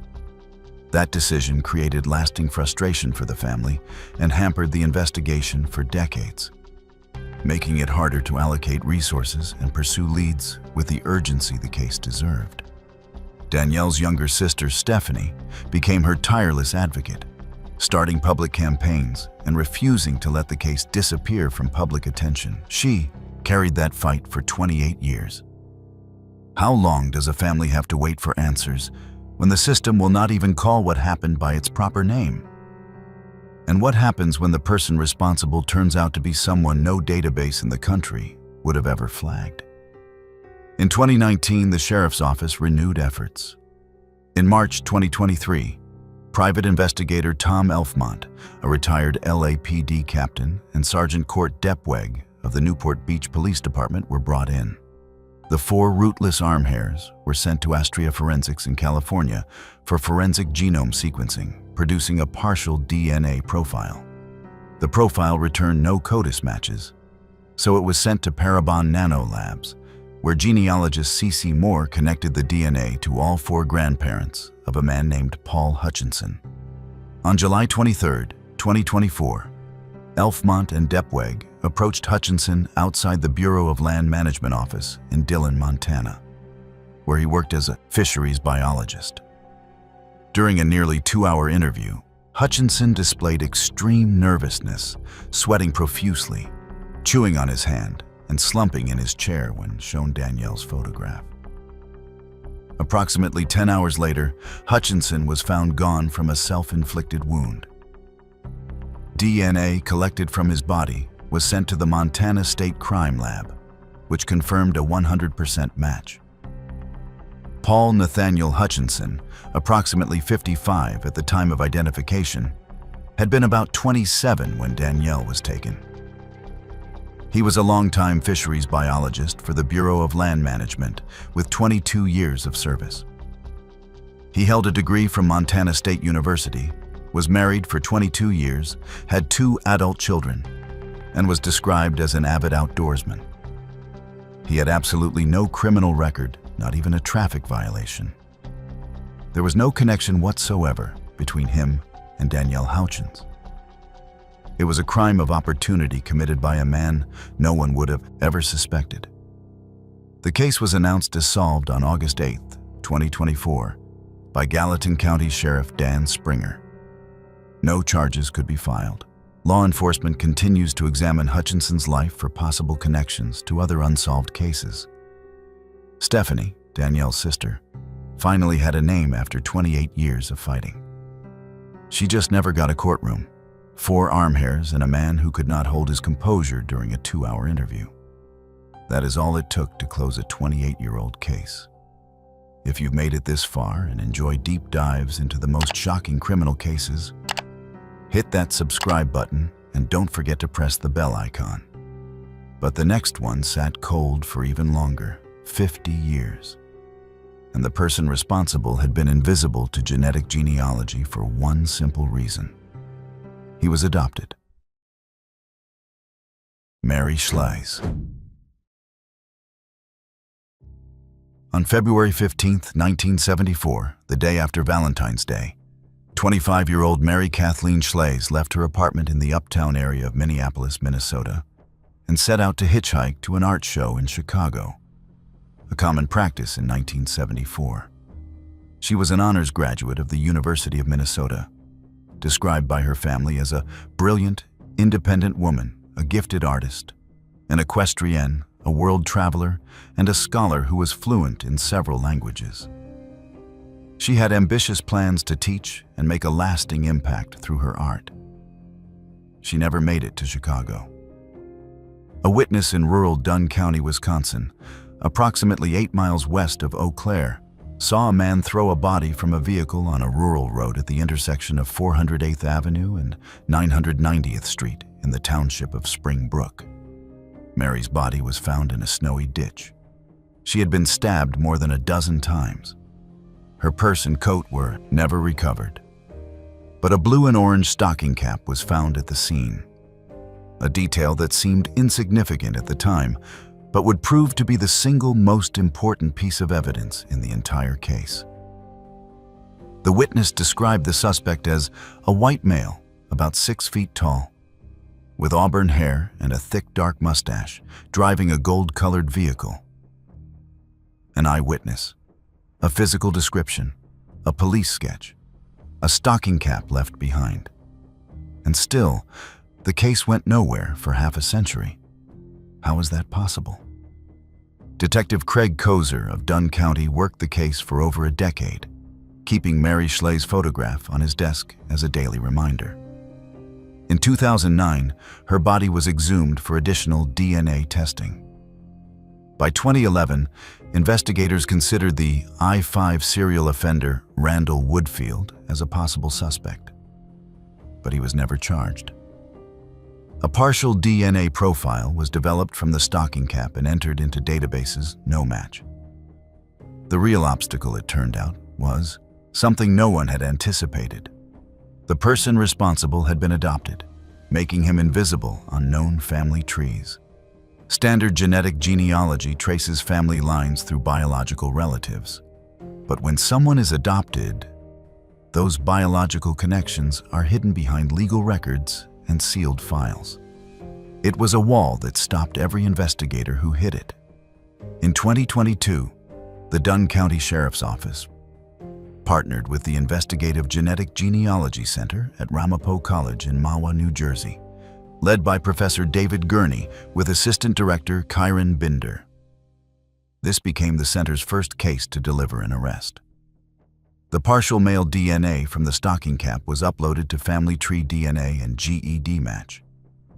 By fall 2023, a possible family line emerged. Investigators followed leads through Wyoming and Michigan, ruling out known male relatives one by one. Then, in fall 2024, another relative provided their genetic profile, and the final pieces fell into place. The suspect was John Keith Miller. On November 4th, 2024, what would have been Mary Schleiz's 76th birthday, Miller's DNA was confirmed as a match. John Keith Miller was 84 at the time of arrest and had been approximately 33 when he took Mary's life. His criminal history was extensive: 2 forgery convictions in the late 1950s, an attempted robbery conviction in Arizona, petty theft in California, and an armed robbery conviction that sent him to San Quentin Prison, from which he was released in May 1972. By 1973, city records placed a John Miller in Minneapolis. When confronted with the DNA evidence, Miller confessed. He admitted picking up Schleiz while she was hitchhiking, making advances, and when she refused, grabbing a knife and stabbing her in the back more than a dozen times. He admitted the stocking cap was his. He also told investigators he thought he had gotten away with it because the car he was driving was blue, while the witness had described a gold-colored vehicle. Miller was arrested on November 7, 2024, at his assisted living facility in Owatonna, Minnesota. He was extradited to Wisconsin and charged with first-degree taking of life. He pleaded no contest and was sentenced on March 27, 2025, to life in prison. The mandatory sentence for first degree in Wisconsin, plus restitution and extradition costs. Mary's niece, Nina Mary Schlaze, told the court, "While no verdict can undo the pain of losing Mary, we take comfort in knowing the man responsible has been held accountable." Miller is also being investigated in connection with a 1972 case involving a young woman in Minneapolis who was last seen hitchhiking. A stocking cap left in a snowy ditch in 1974. 50 years of dead ends. And an 84-year-old man in an assisted living facility who thought the color of his car had saved him. But the next case was solved by a different kind of connection, a DNA profile that matched not through genealogy, but through a separate unsolved case in a completely different state. Stephen Edenfield. On the night of January 31st through February 1st, 1997, 41-year-old Stephen Wayne Edenfield, a longtime telephone company employee who had worked for GTE for approximately 18 years, had dinner with his brother and sister at his condominium at the Tampa Racket Club complex in Tampa, Florida. Before midnight, he left the complex and returned around 12:50 in the morning. At the gate, he told a security guard that the car behind him was also with him. The guard let both vehicles in, but did not get a clear look at the second driver. Within an hour, 3 neighbors heard sounds of a struggle and calls for help. Around 2 in the morning, the security guard saw a dark shadow near the apartment.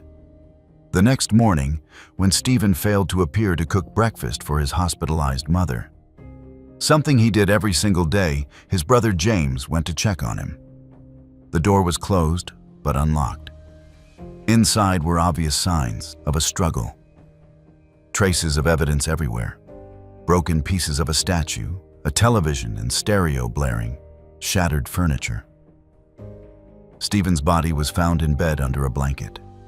He had suffered stab wounds and blunt force trauma. On the bedroom wall, someone had written the word "greed" using evidence from the scene.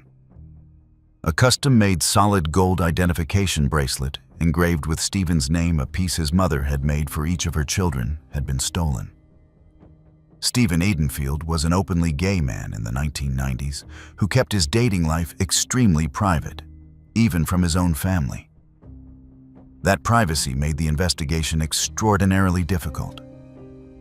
He had mentioned dating someone called Carlos, but investigators were never able to identify this person. The person in the second car at the gate was never found. What happens to a case when the victim's private life is so carefully hidden that even the people closest to him cannot help investigators piece together his final hours? The Hillsborough County Sheriff's Office struggled for years to develop leads. Clothing found at the scene, socks and a tank top, contained both the victim's traces and an unknown DNA profile.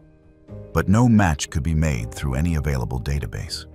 The case was featured on the Sheriff's Office's Unfinished Business podcast in 2021 and again in 2024, with photographs of the stolen bracelet shared publicly in hopes someone might recognize it.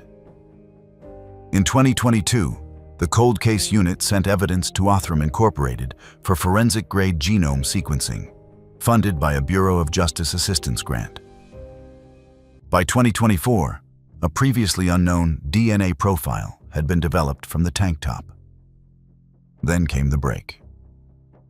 On January 10, 2025, the DNA profile was linked through an FBI database to a 2005 unsolved case in Waukegan, Illinois. The suspect in that case was a man named Brandon Gliha. On January 22nd, detectives discreetly collected Gliha's DNA in Tampa, where he was living. On January 31st, 2025, exactly 28 years to the day after Stephen Edenfield's passing, the Florida Department of Law Enforcement confirmed the DNA match. On February 5th, Gliha was arrested on an unrelated Illinois forgery warrant. During booking, another sample matched evidence from the crime scene. Brandon Gliha was 47 at the time of arrest and had been approximately 19 when Stephen was taken. When confronted, he claimed a person named Chino had picked him up in a car and that the two of them had met Edenfield before following him home. He admitted throwing a statue at the victim and striking him, but denied the stabbing. The sheriff's office stated they were not investigating any other individuals in connection with the case. Gliha confessed. He was charged on February 24, 2025, with first-degree taking of life with a weapon and robbery with a deadly weapon. He is being held without bond at Falkenberg Road Jail in Tampa. The case is pending trial. A DNA profile from a tank top linked a 1997 case in Florida to an unsolved 2005 case in Illinois and led investigators to a man living quietly in the same city where the original act took place. But the next case is one of the most complex on this entire list because before they found the right person, 3 innocent men spent nearly 18 years behind bars for something they did not do. Teresa Fusco. On Saturday night, November 10, 1984, a young woman was last seen leaving the Hot Skates roller rink in Lynbrook, Nassau County, Long Island, at approximately 9:45 in the evening. She was crying. She had just been let go from her part-time job at the snack bar. Her home was 4 blocks away. She was walking. On December 5th, her body was found in a wooded area near the rink, unclothed, buried under leaves, debris, and shipping pallets. She had been harmed, beaten, and strangled with a ligature. Evidence collected during the examination revealed DNA from an unknown contributor. The case sent shockwaves through the tight-knit Lynbrook community. It was made worse by the fact that 2 other young women had gone missing nearby around the same time, creating what became known as the Lynbrook Triangle. The pressure on investigators was immense, and that pressure would lead to one of the worst miscarriages of justice in New York State history. Under enormous public pressure, Nassau County Police interviewed approximately 400 people. In March 1985, John Kogut, 21, was arrested after nearly 18 hours of interrogation that produced a coerced confession, a 7-page statement handwritten by a detective. The 6th version, after 5 earlier attempts, were never written down. Kogut implicated 2 other men, John Restivo, 26, and Dennis Halstead, 31. All 3 were convicted in 1986. Kogut received 31.5 years to life. Restivo and Halstead each received 33 years and 4 months to life. All 3 maintained their innocence from day one. The Centurion Ministries took up their cases in 1994. The Innocence Project joined in 1997. Multiple rounds of DNA testing over the following decade excluded all 3 men. In June 2003, after approximately 17 to 18 years of wrongful imprisonment, all 3 convictions were vacated. Kogut was retried in a 2005 bench trial and found not guilty with a landmark ruling that admitted expert testimony on false confessions for the first time in New York State. Charges against Restivo and Halstead were dismissed. In 2014, a federal jury awarded Restivo and Halstead $18 million each. 3 innocent men had lost nearly 2 decades of their lives, and the unknown DNA profile from the original evidence still could not be matched. The case went cold again. How do you go back to square one after 3 wrongful convictions, $18 million settlements, and 4 decades of pain? You go back to the DNA. In August 2023, Nassau County investigators sent preserved evidence to Othram Incorporated for advanced sequencing. Othram built a comprehensive profile, which the FBI's investigative genetic genealogy unit used to identify possible relatives. The trail led to a man named Richard Bilodeau. Investigators placed him under surveillance. In February 2024, they recovered a smoothie cup and straw he had discarded at a Suffolk County cafe. DNA from the straw was a 100% match with the 1984 crime scene evidence. Richard Bilodeau, 63 at arrest, had been 23 at the time of the original incident. In 1984, he had lived with his grandparents in Lynbrook, approximately 1 mile from both the roller rink and the victim's home. He told investigators he had operated a mobile coffee truck in the area. At the time of his arrest, he lived alone in Center Moriches, Suffolk County, working overnight shifts at a Walmart. He had no known prior criminal record and had spent 40 years without a single arrest.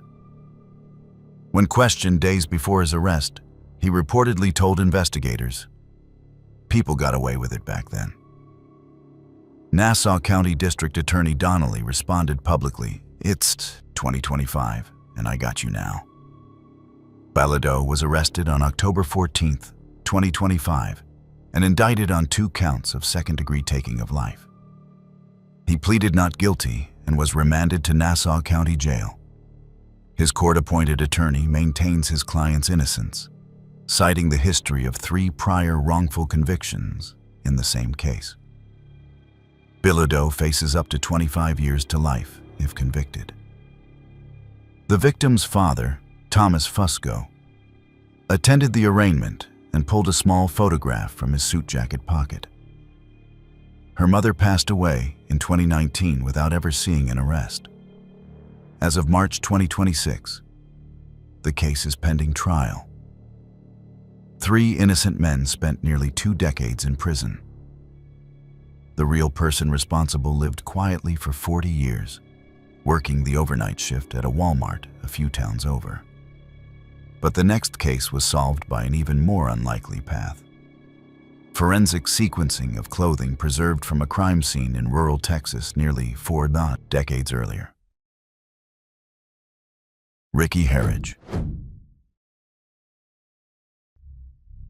On the night of Saturday, March 7, 1987, 29-year-old Ricky Herridge went out in the Athens area of Henderson County, Texas, and never came home. The next afternoon, around 1 in the afternoon on March 8th, a man picking up beer cans along a creek bank discovered Herridge's body beneath a bridge on County Road 1500 near Walnut Creek. He had been shot multiple times. Clothing was collected from the scene and preserved.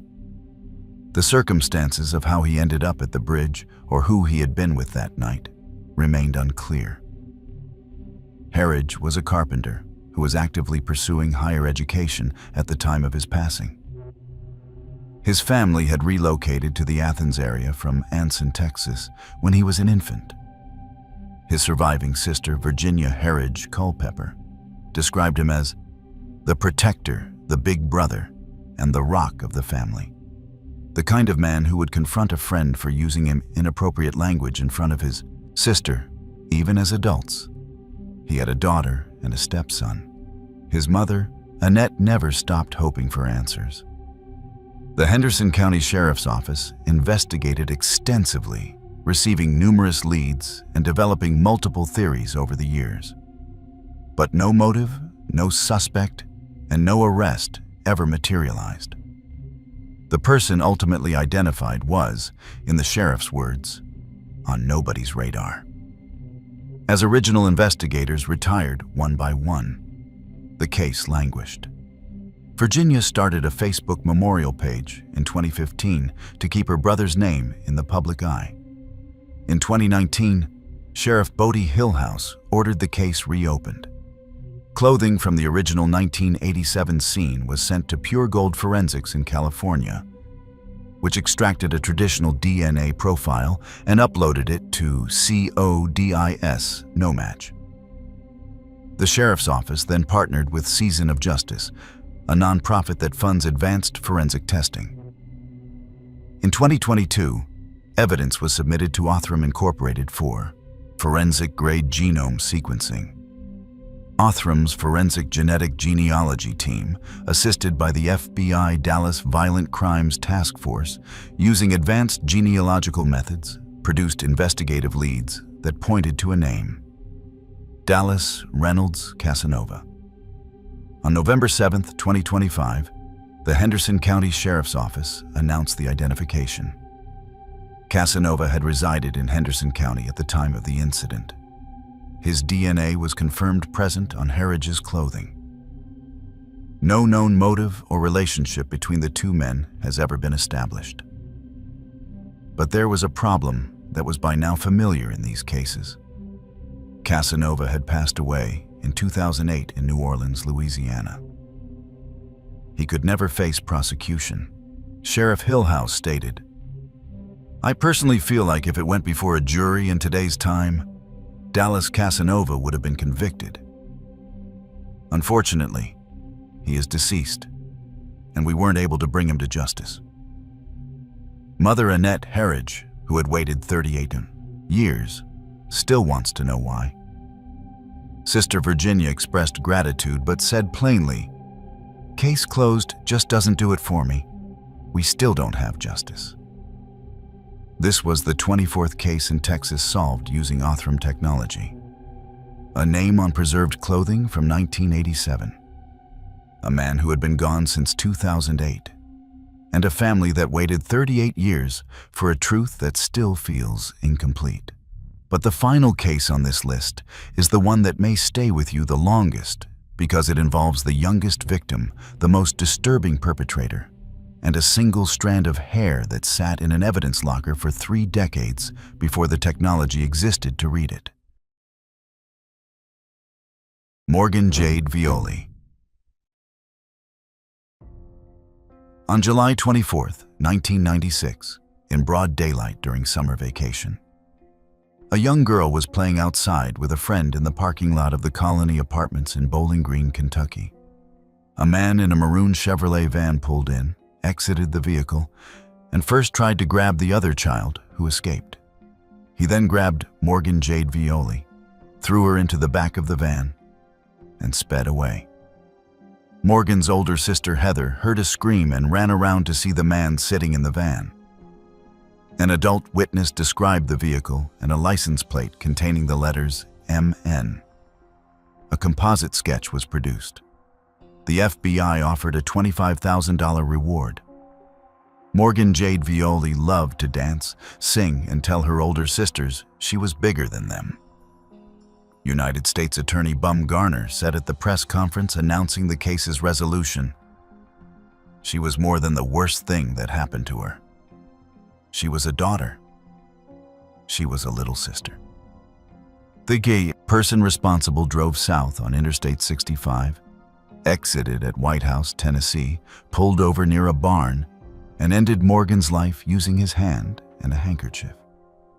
He left her body in the woods and discarded her clothes in a dumpster. Nearly 3 months later, on October 20th, 1996, skeletal remains were found by a woman walking near her home in woods in White House, Robertson County, Tennessee. The stolen van was found abandoned 2 days after the abduction at a truck stop in Williamson County, Tennessee. Fiber from Morgan's hair matched the van's seat cushion. But the person who drove it could not be identified. For 30 years, investigators worked the case without ever identifying a suspect. The FBI investigated extensively.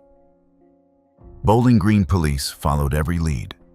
As recently as January 2026, they were still publicly soliciting tips. The case changed the way an entire city raised its children's churches, filled as safe gathering places. Parents stopped letting young ones play outside unsupervised. Retired Major Marieka Brown noted that random kidnappings are rare, and that rarity is precisely what made this case so frightening. The breakthrough came from a single strand of hair recovered from vacuum sweepings of the stolen van in 1996, preserved in an evidence locker for 3 decades. Due to recent advancements in forensic DNA testing at the FBI laboratory, a profile was extracted from that hair and run through the National CODIS database. Unlike every other case on this list, this one did not require genetic genealogy.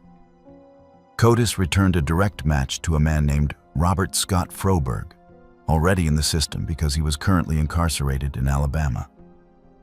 Froberg's criminal history was extensive and deeply alarming. In December 1988, he was convicted of armed robbery in Alabama and sentenced to 40 years. While in prison, officials found him with photographs of minors. In April 1996, he escaped from a work detail and fled across multiple states, robbing an elderly woman in Pennsylvania along the way. In May 1996, he was found hiding in a structure near a residential area in Dayton, Ohio, making contact with a young boy. He was apprehended nearby but escaped again from a Pennsylvania facility in July by climbing a rain spout to the roof. On July 23rd, he stole the maroon van from Dayton, less than half a mile from where his parents lived. The next day, he took Morgan. On February 24, 2026, a Bowling Green detective and an FBI agent traveled to Montgomery, Alabama, to interview Froberg. He waived his rights and confessed in full detail to the kidnapping and taking of Morgan Jade Violi. He was 62. He had no connection to the victim. He was a stranger passing through Bowling Green on the interstate, heading south. He pulled off the highway, and a little girl happened to be playing in a parking lot. A federal criminal complaint was filed on February 26, 2026, charging Froberg with 1 count of kidnapping, resulting in a fatality under federal statute, a charge that carries potential penalties of life in federal prison or the ultimate federal penalty. United States Attorney Bum Garner called it one of the most significant announcements by the office in at least a decade. As of March 2026, the prosecution is in its earliest stages with arraignment pending. Morgan Jade Violi was buried at Bowling Green Garden Cemetery 30 years ago. A strand of hair from a stolen van finally spoke her name. April Marie Tinsley. On the afternoon of April 1st, 1988, an 8-year-old second grader from Fort Wayne, Indiana, vanished while retrieving her umbrella during playtime with friends. April Marie Tinsley was known in her community for her involvement in her church choir and playful spirit. The day she disappeared was Good Friday, and what began as a search for a missing person would evolve into one of the most disturbing cold cases in Indiana history. The person responsible, John D. Miller, lived a reclusive existence in Grabille, Indiana. Miller lured April into his blue pickup truck, drove her to his trailer, and ended her life before disposing of her body in a rural ditch near Spencerville. Her body was discovered on April 4th, with an autopsy confirming the cause and revealing evidence of an attack. 1 shoe and other items were left at the scene. Miller's actions extended beyond the initial crime. In 1990, he scrawled a message on a barn with crayons that boasted about what he had done and threatened to act again. 14 years later, in 2004, he escalated his taunting behavior. 4 notes were left in plastic bags along with used condoms and Polaroid photographs on bicycles and a mailbox around Fort Wayne. One note read, "Hi, honey. I've been watching you. I am the same person that kidnapped and raped and killed April Tinsley. You are my next victim." DNA, extracted from the condoms, matched the profile from the original crime scene. But investigators lacked a suspect to compare it against.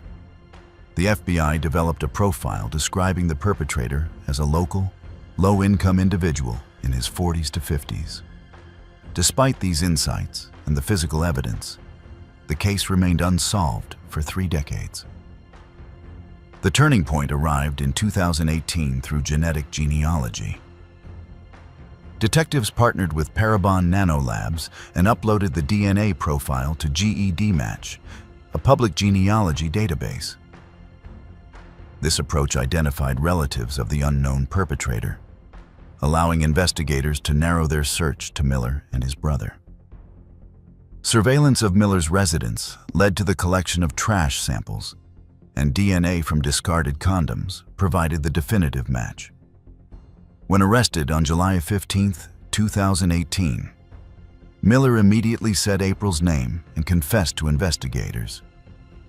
He admitted to his actions and explained that he had planned to take someone that day, though April had not been specifically targeted. Miller pleaded guilty and received an 80-year sentence. 50 years for the taking of life and 30 years for additional charges. His earliest possible release date would have been 2058. Miller died of natural causes in prison on September 4, 2025, at age 66. April's mother spoke of waiting 30 years for answers, while Miller's own brother disowned him, stating he deserved whatever punishment he received. Police Chief Steve Reed noted family's 3-decade wait, and Sergeant Ron Galaviz remarked on the closure finally achieved. The shocking element of this resolution lay in how Miller had lived quietly in the same community for decades, while periodically taunting authorities, only to be identified through emerging genetic genealogy technology that connected DNA evidence to his distant relatives. What happened to a Texas cheerleader one February night would remain a mystery even longer. Carla Walker. On the evening of February 17, 1974, 17-year-old Carla John Walker attended a Valentine's dance at her high school in Fort Worth, Texas. Walker was a cheerleader at Western Hills High School, known among her peers and community. After the dance, she and her boyfriend Rodney McCoy stopped at a bowling alley parking lot. What occurred next would haunt Fort Worth for 46 years. Glenn Samuel McCurley Jr., then 31 years old and working as a truck driver, approached McCoy's vehicle. He struck McCoy unconscious and forcibly removed Walker from the car. During the attack, McCurley dropped a magazine from a .22 Ruger pistol at the scene, a detail that would become significant decades later. Over the following 2 days, Walker endured sustained harm before her life was taken. McCurley administered morphine to subdue her during this period.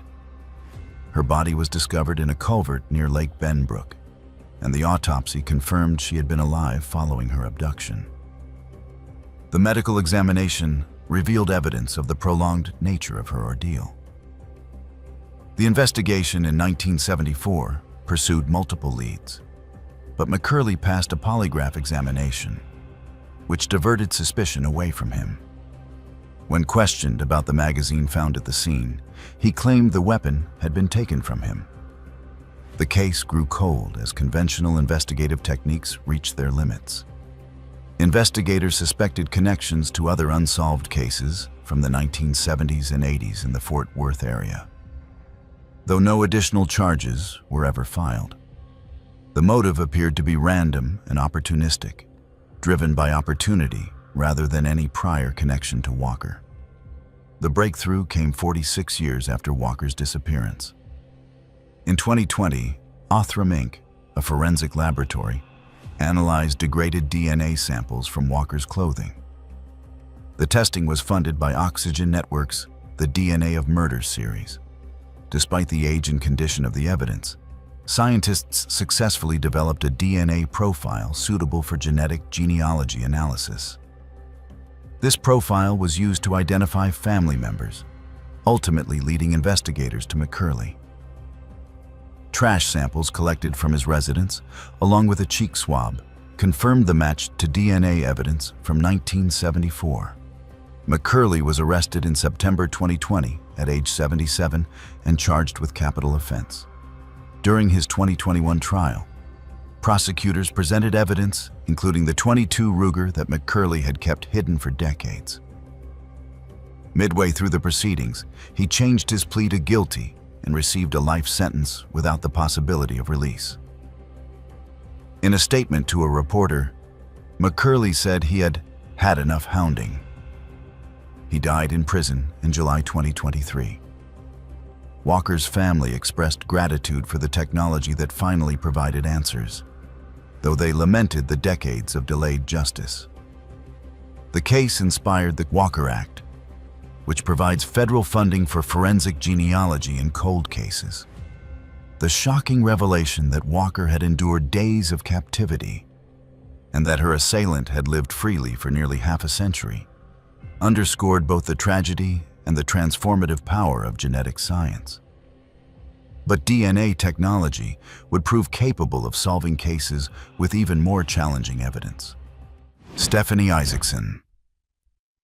On the evening of November 1, 1989, 25-year-old Stephanie Isaacson was at home in her apartment in Vancouver, Washington. Isaacson worked as a dental assistant and lived alone. That night, someone entered her residence and attacked her. She was found deceased the following morning by a co-worker who had become concerned when Isaacson failed to arrive at work.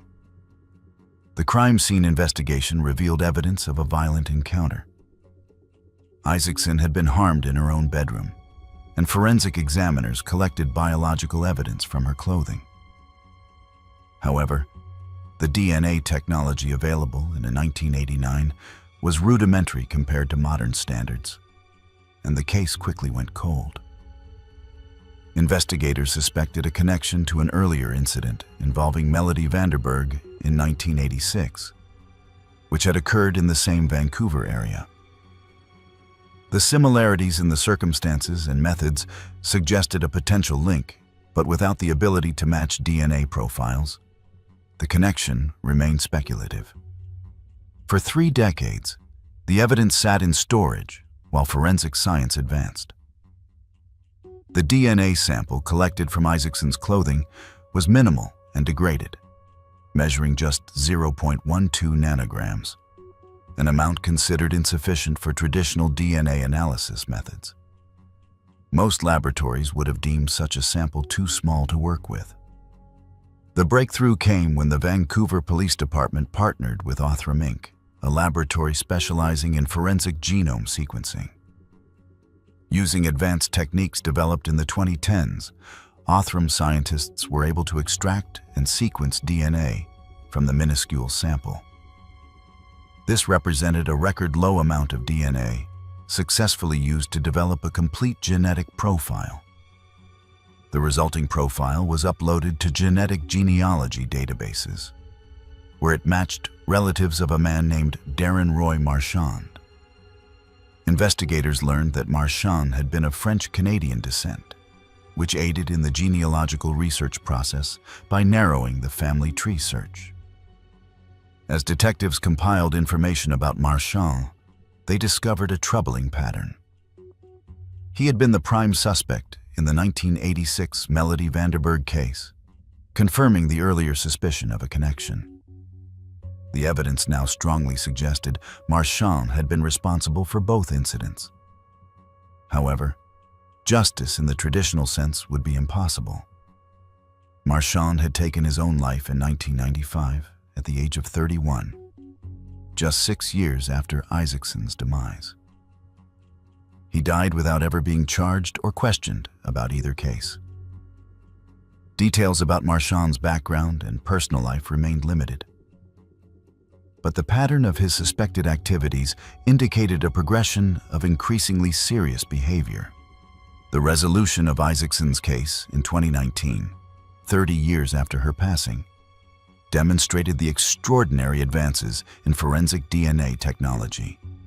The ability to generate a complete genetic profile from 0.12 nanograms of degraded DNA represented a significant milestone in forensic science, opening possibilities for thousands of other cold cases with similarly minimal evidence. For Isaacson's family, The identification of Marchand provided answers, but no courtroom proceedings or formal admission of responsibility. The next case would involve not a single incident, but a sprawling series of attacks across California. Janelle Lisa Cruz. Throughout the 1970s and early 1980s, California was terrorized by an unknown assailant who committed a series of attacks across multiple counties. The perpetrator was variously known as the East Area Rapist, the original Night Stalker, and later, the Golden State Killer. His pattern involved breaking into homes, often targeting couples, and committing terrible acts before vanishing into the night. On May 1, 1986, 18-year-old Janelle Lisa Cruz was at home alone in Irvine, California. Cruz was house-sitting for the Harrington family while they were away.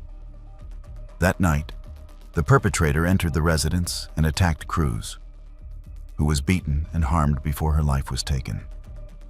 Her body was discovered the following morning. Cruz would become known as the final confirmed victim in what would be revealed as a series of 13 ending-of-life cases and more than 50 other serious offenses spanning from 1975 to 1986. The attacks had occurred across Sacramento, Contra Costa, Santa Clara, Orange, and Ventura counties, creating jurisdictional challenges for investigators who initially didn't realize they were pursuing the same person. The perpetrator displayed disturbing patterns of behavior. He would surveil homes before striking, often targeted couples, and sometimes made phone calls to victims or investigators afterward. During some attacks, he mentioned someone named Bonnie, and investigators later learned this referred to an ex-fiancée. His crimes showed both planning and rage, with evidence of careful preparation followed by explosive action. DNA evidence was collected from multiple crime scenes, and by the late 1990s, investigators had confirmed through genetic testing that the same individual was responsible for crimes attributed to both the East Area Rapist and the original Night Stalker. However, the profile matched no one in law enforcement databases, and the case remained unsolved as years stretched into decades. The breakthrough arrived in April 2018 through an innovative application of genetic genealogy. Investigators partnered with forensic genealogist Barbara Ray Venter and uploaded the perpetrator's DNA profile to GED Match, a public genealogy database. This led them to distant relatives of the perpetrator, and genealogists constructed family trees that ultimately pointed to Joseph James DeAngelo. DeAngelo was a 72-year-old former police officer living in Citrus Heights, California.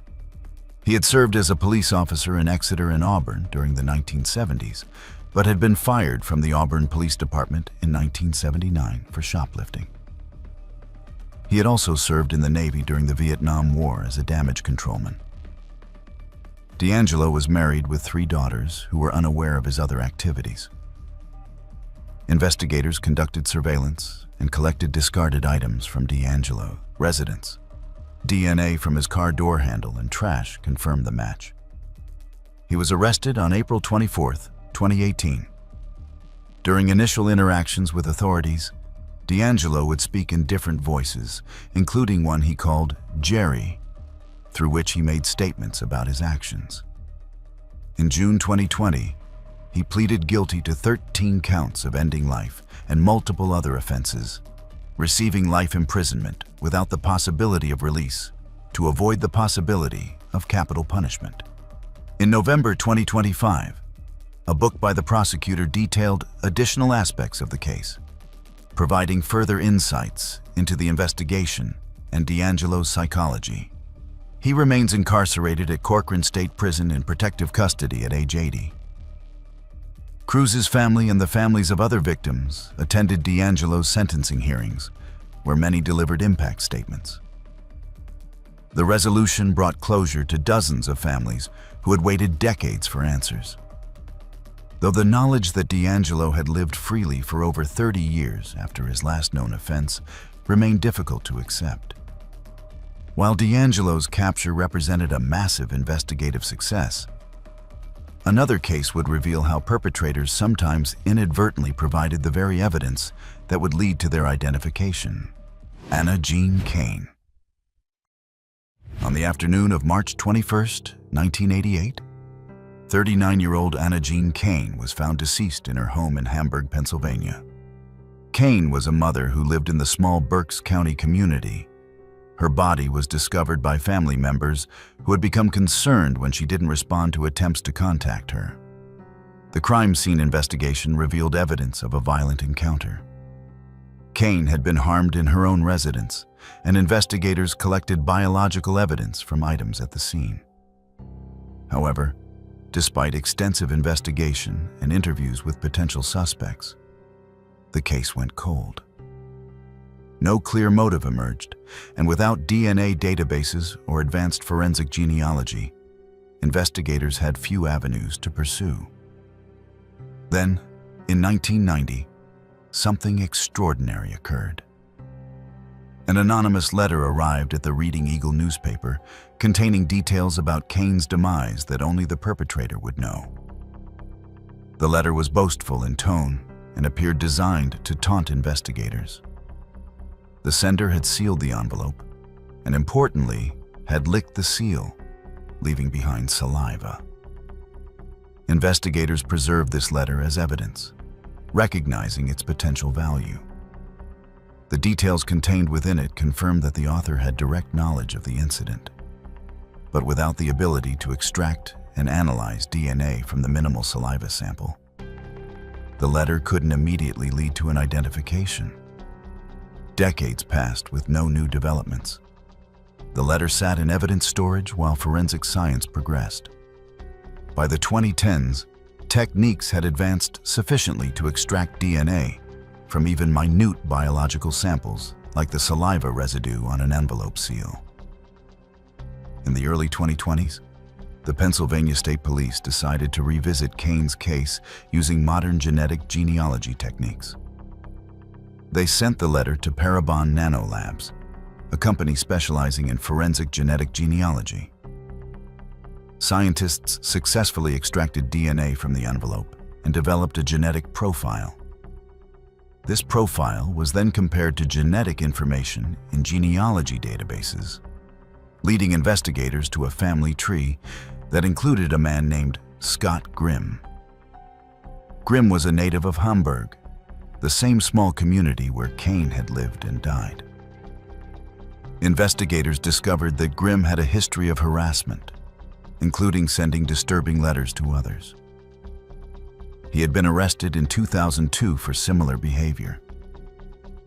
When the DNA from the anonymous letter was compared to DNA collected from Kane's clothing in 1988, it matched. However, Grimm had died in 2018 of natural causes at age 58, 4 years before he was identified as Kane's attacker. He had lived his entire life in the Hamburg area, never moving away from the scene of his crime. Investigators found no evidence of a prior connection between Grimm and Kane, suggesting the attack was random rather than targeted.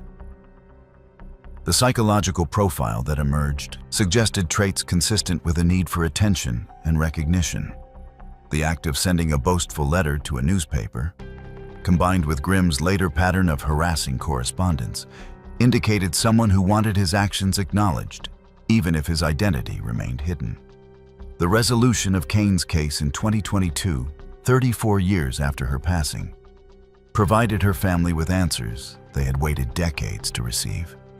The identification came from genetic genealogy analysis of the very letter Grimm had sent in an apparent attempt to taunt investigators, his own arrogance becoming the tool of his eventual identification. Sometimes the perpetrator was even closer than anyone imagined. Nancy Marie Benelak.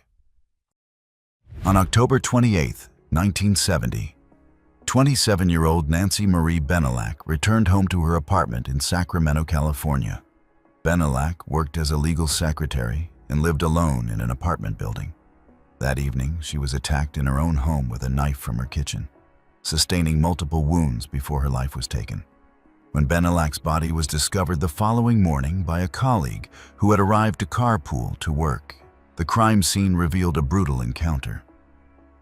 Benelak had fought back against her attacker, evidenced by defensive injuries. The medical examination confirmed she had sustained stab wounds, and the weapon used was one of her own kitchen knives.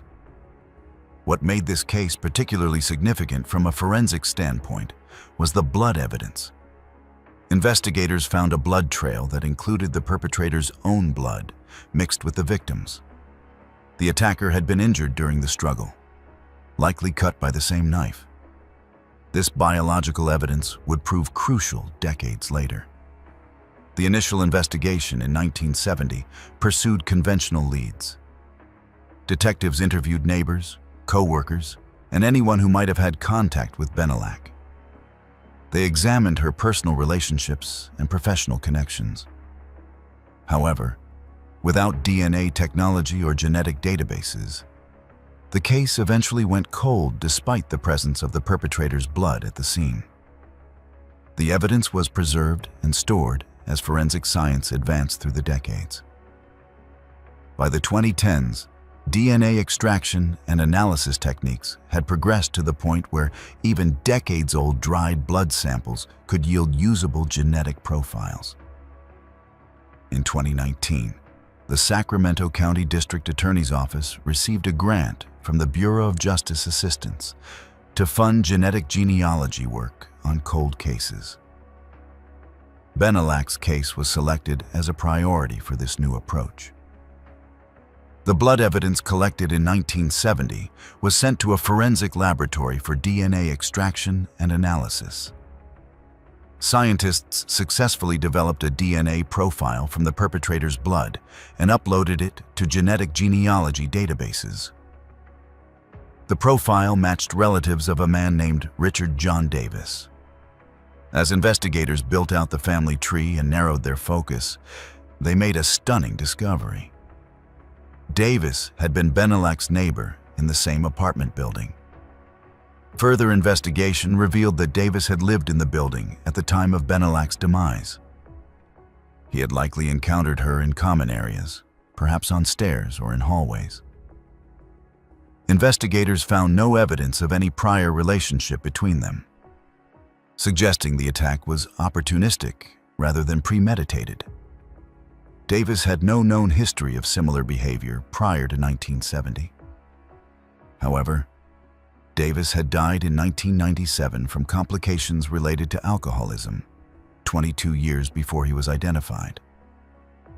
He had lived for 27 years after Benelak's demise without ever being connected to the incident.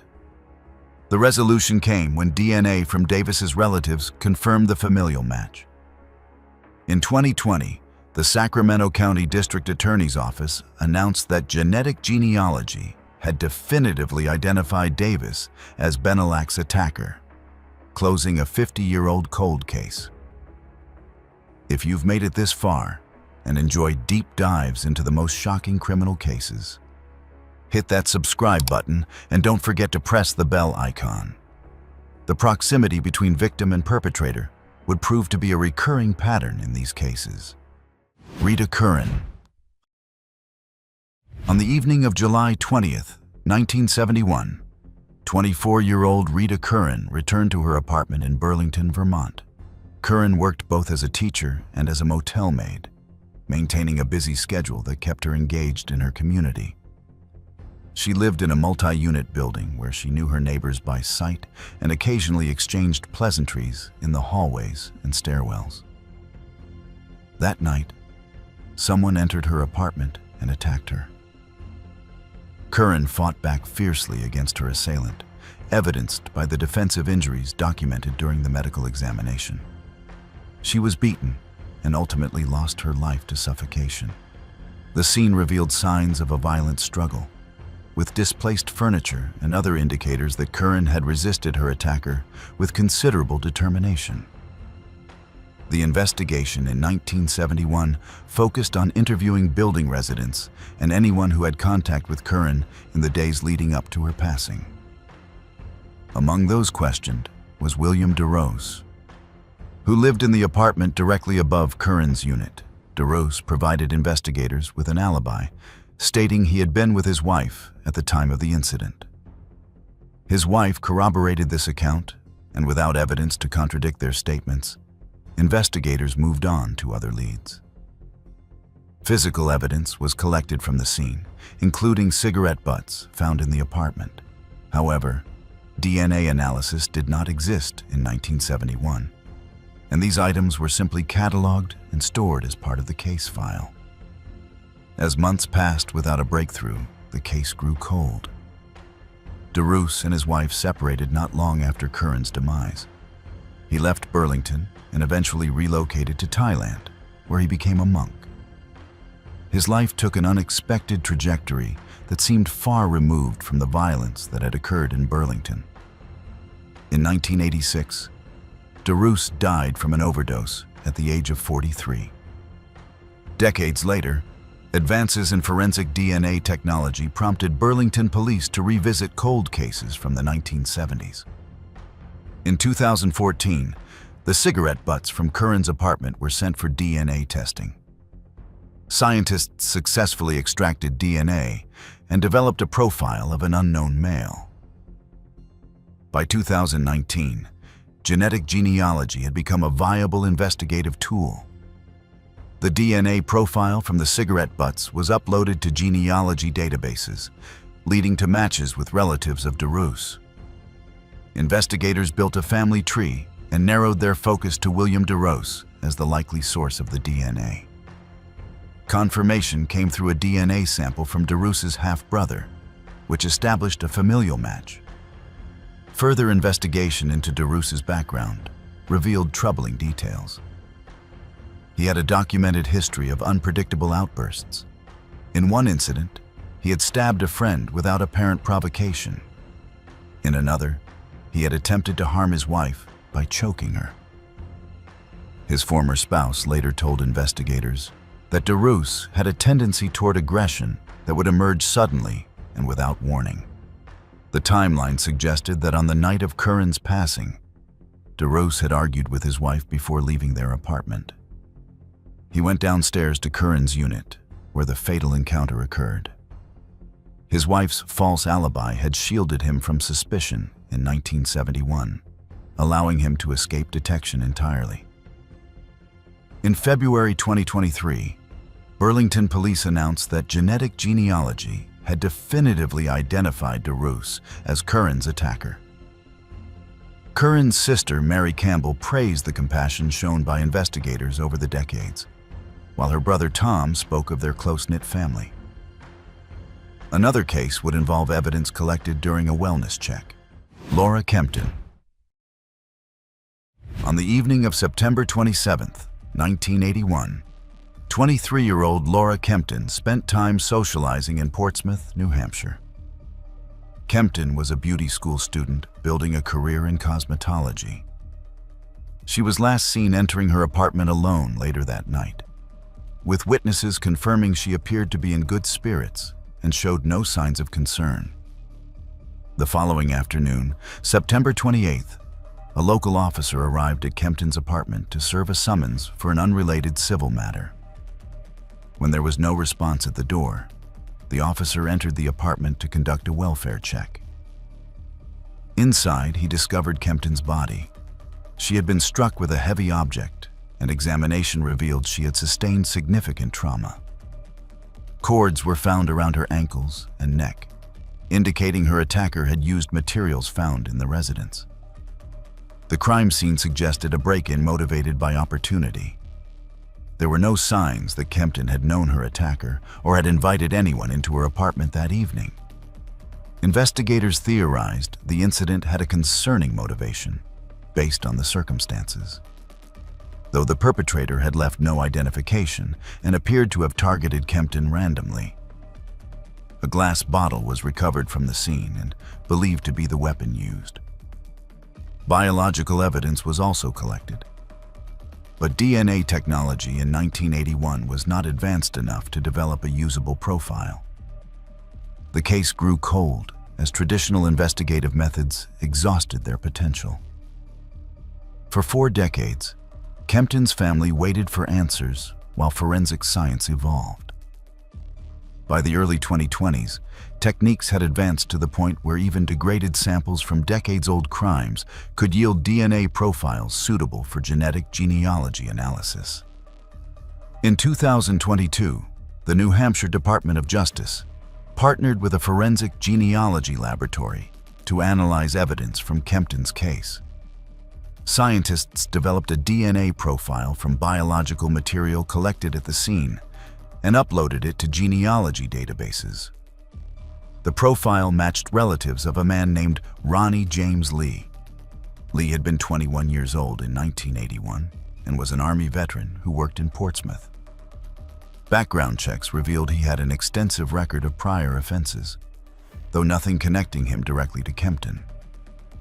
Investigators also located a cigarette butt from the original evidence collection, and DNA extracted from it matched the profile developed from other scene evidence. However, Lee had died in 2005 from a substance-related incident at the age of 45. He had lived for 24 years after Kempton's passing without ever being connected to the incident. The genetic genealogy match through his relatives posthumously established his responsibility. In July 2023, New Hampshire Attorney General John Formella announced the resolution of Kempton's case, describing it as a bittersweet moment that brought closure after 42 years. The discovery of Kempton by an officer conducting a routine check, and the decades that passed before science could identify her attacker, highlighted both the tragedy of the case and the persistence of investigators. The next case would achieve a remarkable dual breakthrough in forensic genealogy. Mary Edith Silvani. On July 17, 1982, the body of an unidentified woman was discovered near Sheep's Flat, close to Lake Tahoe in California. The woman had been attacked and shot, and her remains were left in a remote location. The victim carried no identification, and despite efforts to match her to missing person reports, her identity remained unknown. She was cataloged as a Jane Doe, one of thousands of unidentified individuals in forensic databases across the country. Fingerprints taken from the body in 1982 were preserved in records, but they matched no one in existing databases. Without a name or any leads regarding her identity, the case presented a dual mystery. Who was she, and who had taken her life? The woman remained unidentified for 36 years. During this time, advances in DNA technology and the emergence of genetic genealogy as an investigative tool opened new possibilities for cases involving unidentified remains. In 2018, the DNA Doe Project, an organization dedicated to identifying unknown deceased individuals, took on the case. Using DNA extracted from the preserved remains and comparing it to genetic information in public genealogy databases, volunteers built family trees and eventually identified the Jane Doe. She was Mary Edith Silvani, who had been 33 years old at the time of her passing. Silvani had experienced significant hardship in her life, including family tragedies that left her without stable housing. By 1982, she was living without a permanent residence and had become disconnected from relatives who might have reported her missing. This explained why her disappearance had not been formally documented in databases that investigators could access. With Silvani finally identified, attention turned to solving the second part of the mystery. Who was responsible for her demise? Forensic evidence collected from her body in 1982 included DNA that belonged to an unknown male. This profile was analyzed using the same genetic genealogy techniques that had identified Silvani herself. The DNA profile led investigators to James Richard Curry, a man with a documented history of serious offenses. Curry had been from Texas and had prior convictions, including robbery. More significantly, he had been linked to other similar incidents before Silvani's demise. Before his own passing in 1983, Curry had confessed to additional attacks, confirming a pattern of predatory behavior. Curry had taken his own life while in custody in 1983, just 1 year after Silvani's passing, and long before he could be connected to her case. His death meant that traditional justice was impossible. But the genetic genealogy analysis provided definitive answers about his involvement. The resolution of Silvani's case represented a historic first. It was the initial instance of forensic genetic genealogy being used to identify both an unknown victim and their perpetrator. The dual identification demonstrated the expanding capabilities of this technology and its potential to resolve even the most challenging cold cases. The work was completed by Identifinders International, a genealogy firm specializing in forensic applications. For 37 years, Silvani had been a nameless victim in a forgotten case. The identification gave her back her name and connected her to family members who had lost track of her decades earlier. While Curry escaped earthly accountability, the scientific breakthrough ensured that both their identities would be recorded in the final resolution of the case. A case in Texas would reveal how quickly a perpetrator could escalate to even more devastating acts. Terry McAdams. On the evening of February 14, 1985, 22-year-old Terry McAdams was at her fiancé's apartment in Arlington, Texas. McAdams was a student at the University of Texas at Arlington, working toward her degree while planning her upcoming wedding. Her fiancé was away that Valentine's evening, leaving McAdams alone in the residence. Someone entered the apartment through an unlocked sliding glass door, a common point of entry in many residential buildings of that era. McAdams was attacked, beaten, and her life was taken. The scene indicated a violent encounter, and forensic examiners collected biological evidence that would prove crucial decades later. The investigation in 1985 pursued multiple leads. McAdams had no known conflicts or disputes that might explain such an attack. The circumstances suggested an opportunistic entry by someone who had observed the apartment and waited for a moment when the occupant was alone and vulnerable. However, without DNA technology widely available for criminal investigations in the mid-1980s, the case eventually went cold. Evidence from the scene was preserved according to protocols of the time, and the case file remained open but inactive as years passed. Detectives continued to review the case periodically, but without new leads or forensic breakthroughs, progress remained elusive. The advancement of forensic genetic genealogy in the 2010s offered new possibilities for cold cases with preserved biological evidence. In 2023, the Arlington Police Department partnered with the FBI to apply genetic genealogy techniques to McAdams's case. DNA extracted from evidence at the scene was analyzed and uploaded to genealogy databases. The profile matched relatives of a man named Bernard Sharp. Sharp had been living in the vicinity of the apartment complex in 1985 and had a documented history as a registered offender.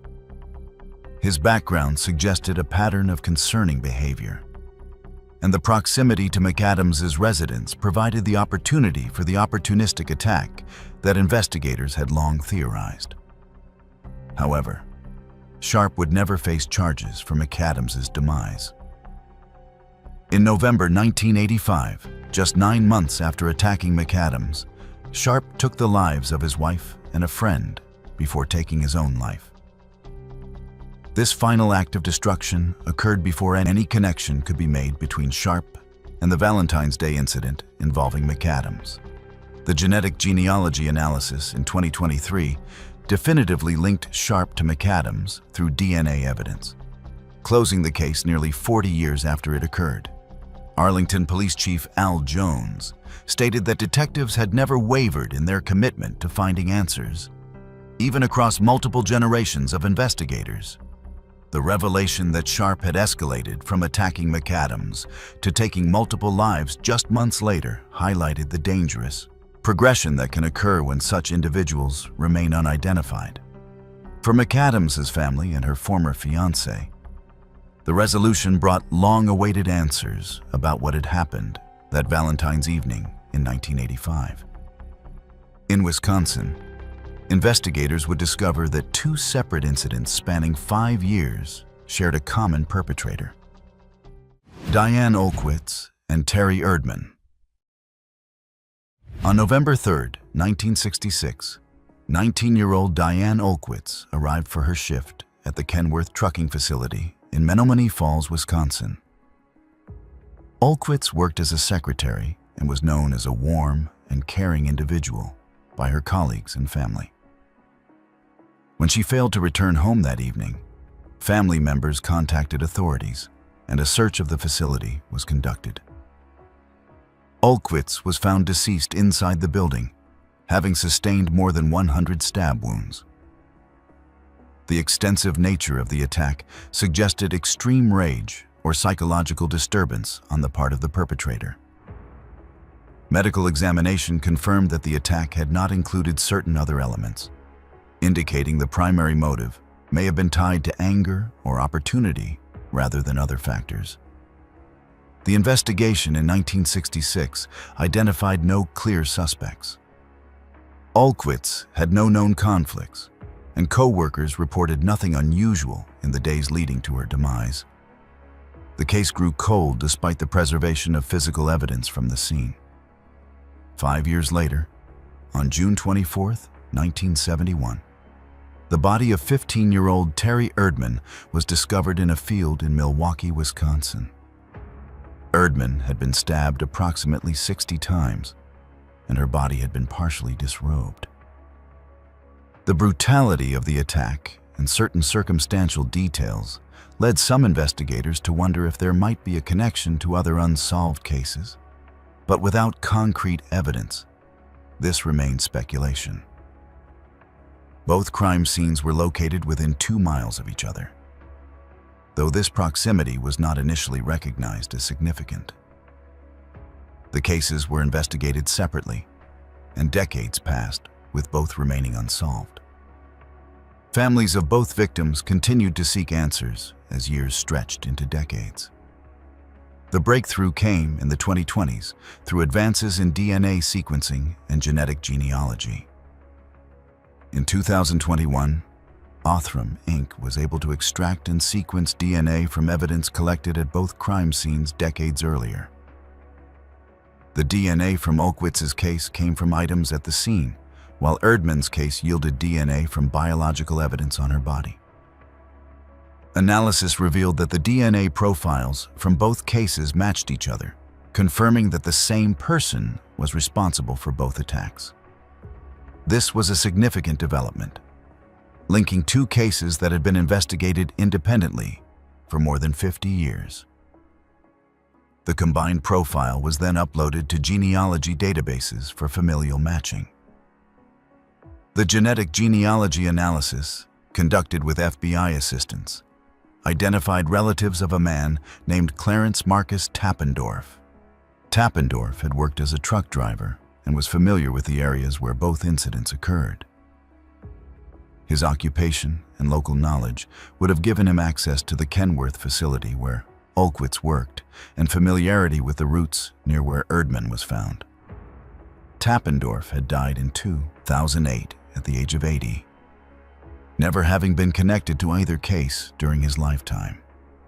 To confirm the genetic genealogy findings, authorities obtained court approval to exhume Tappendorf's remains.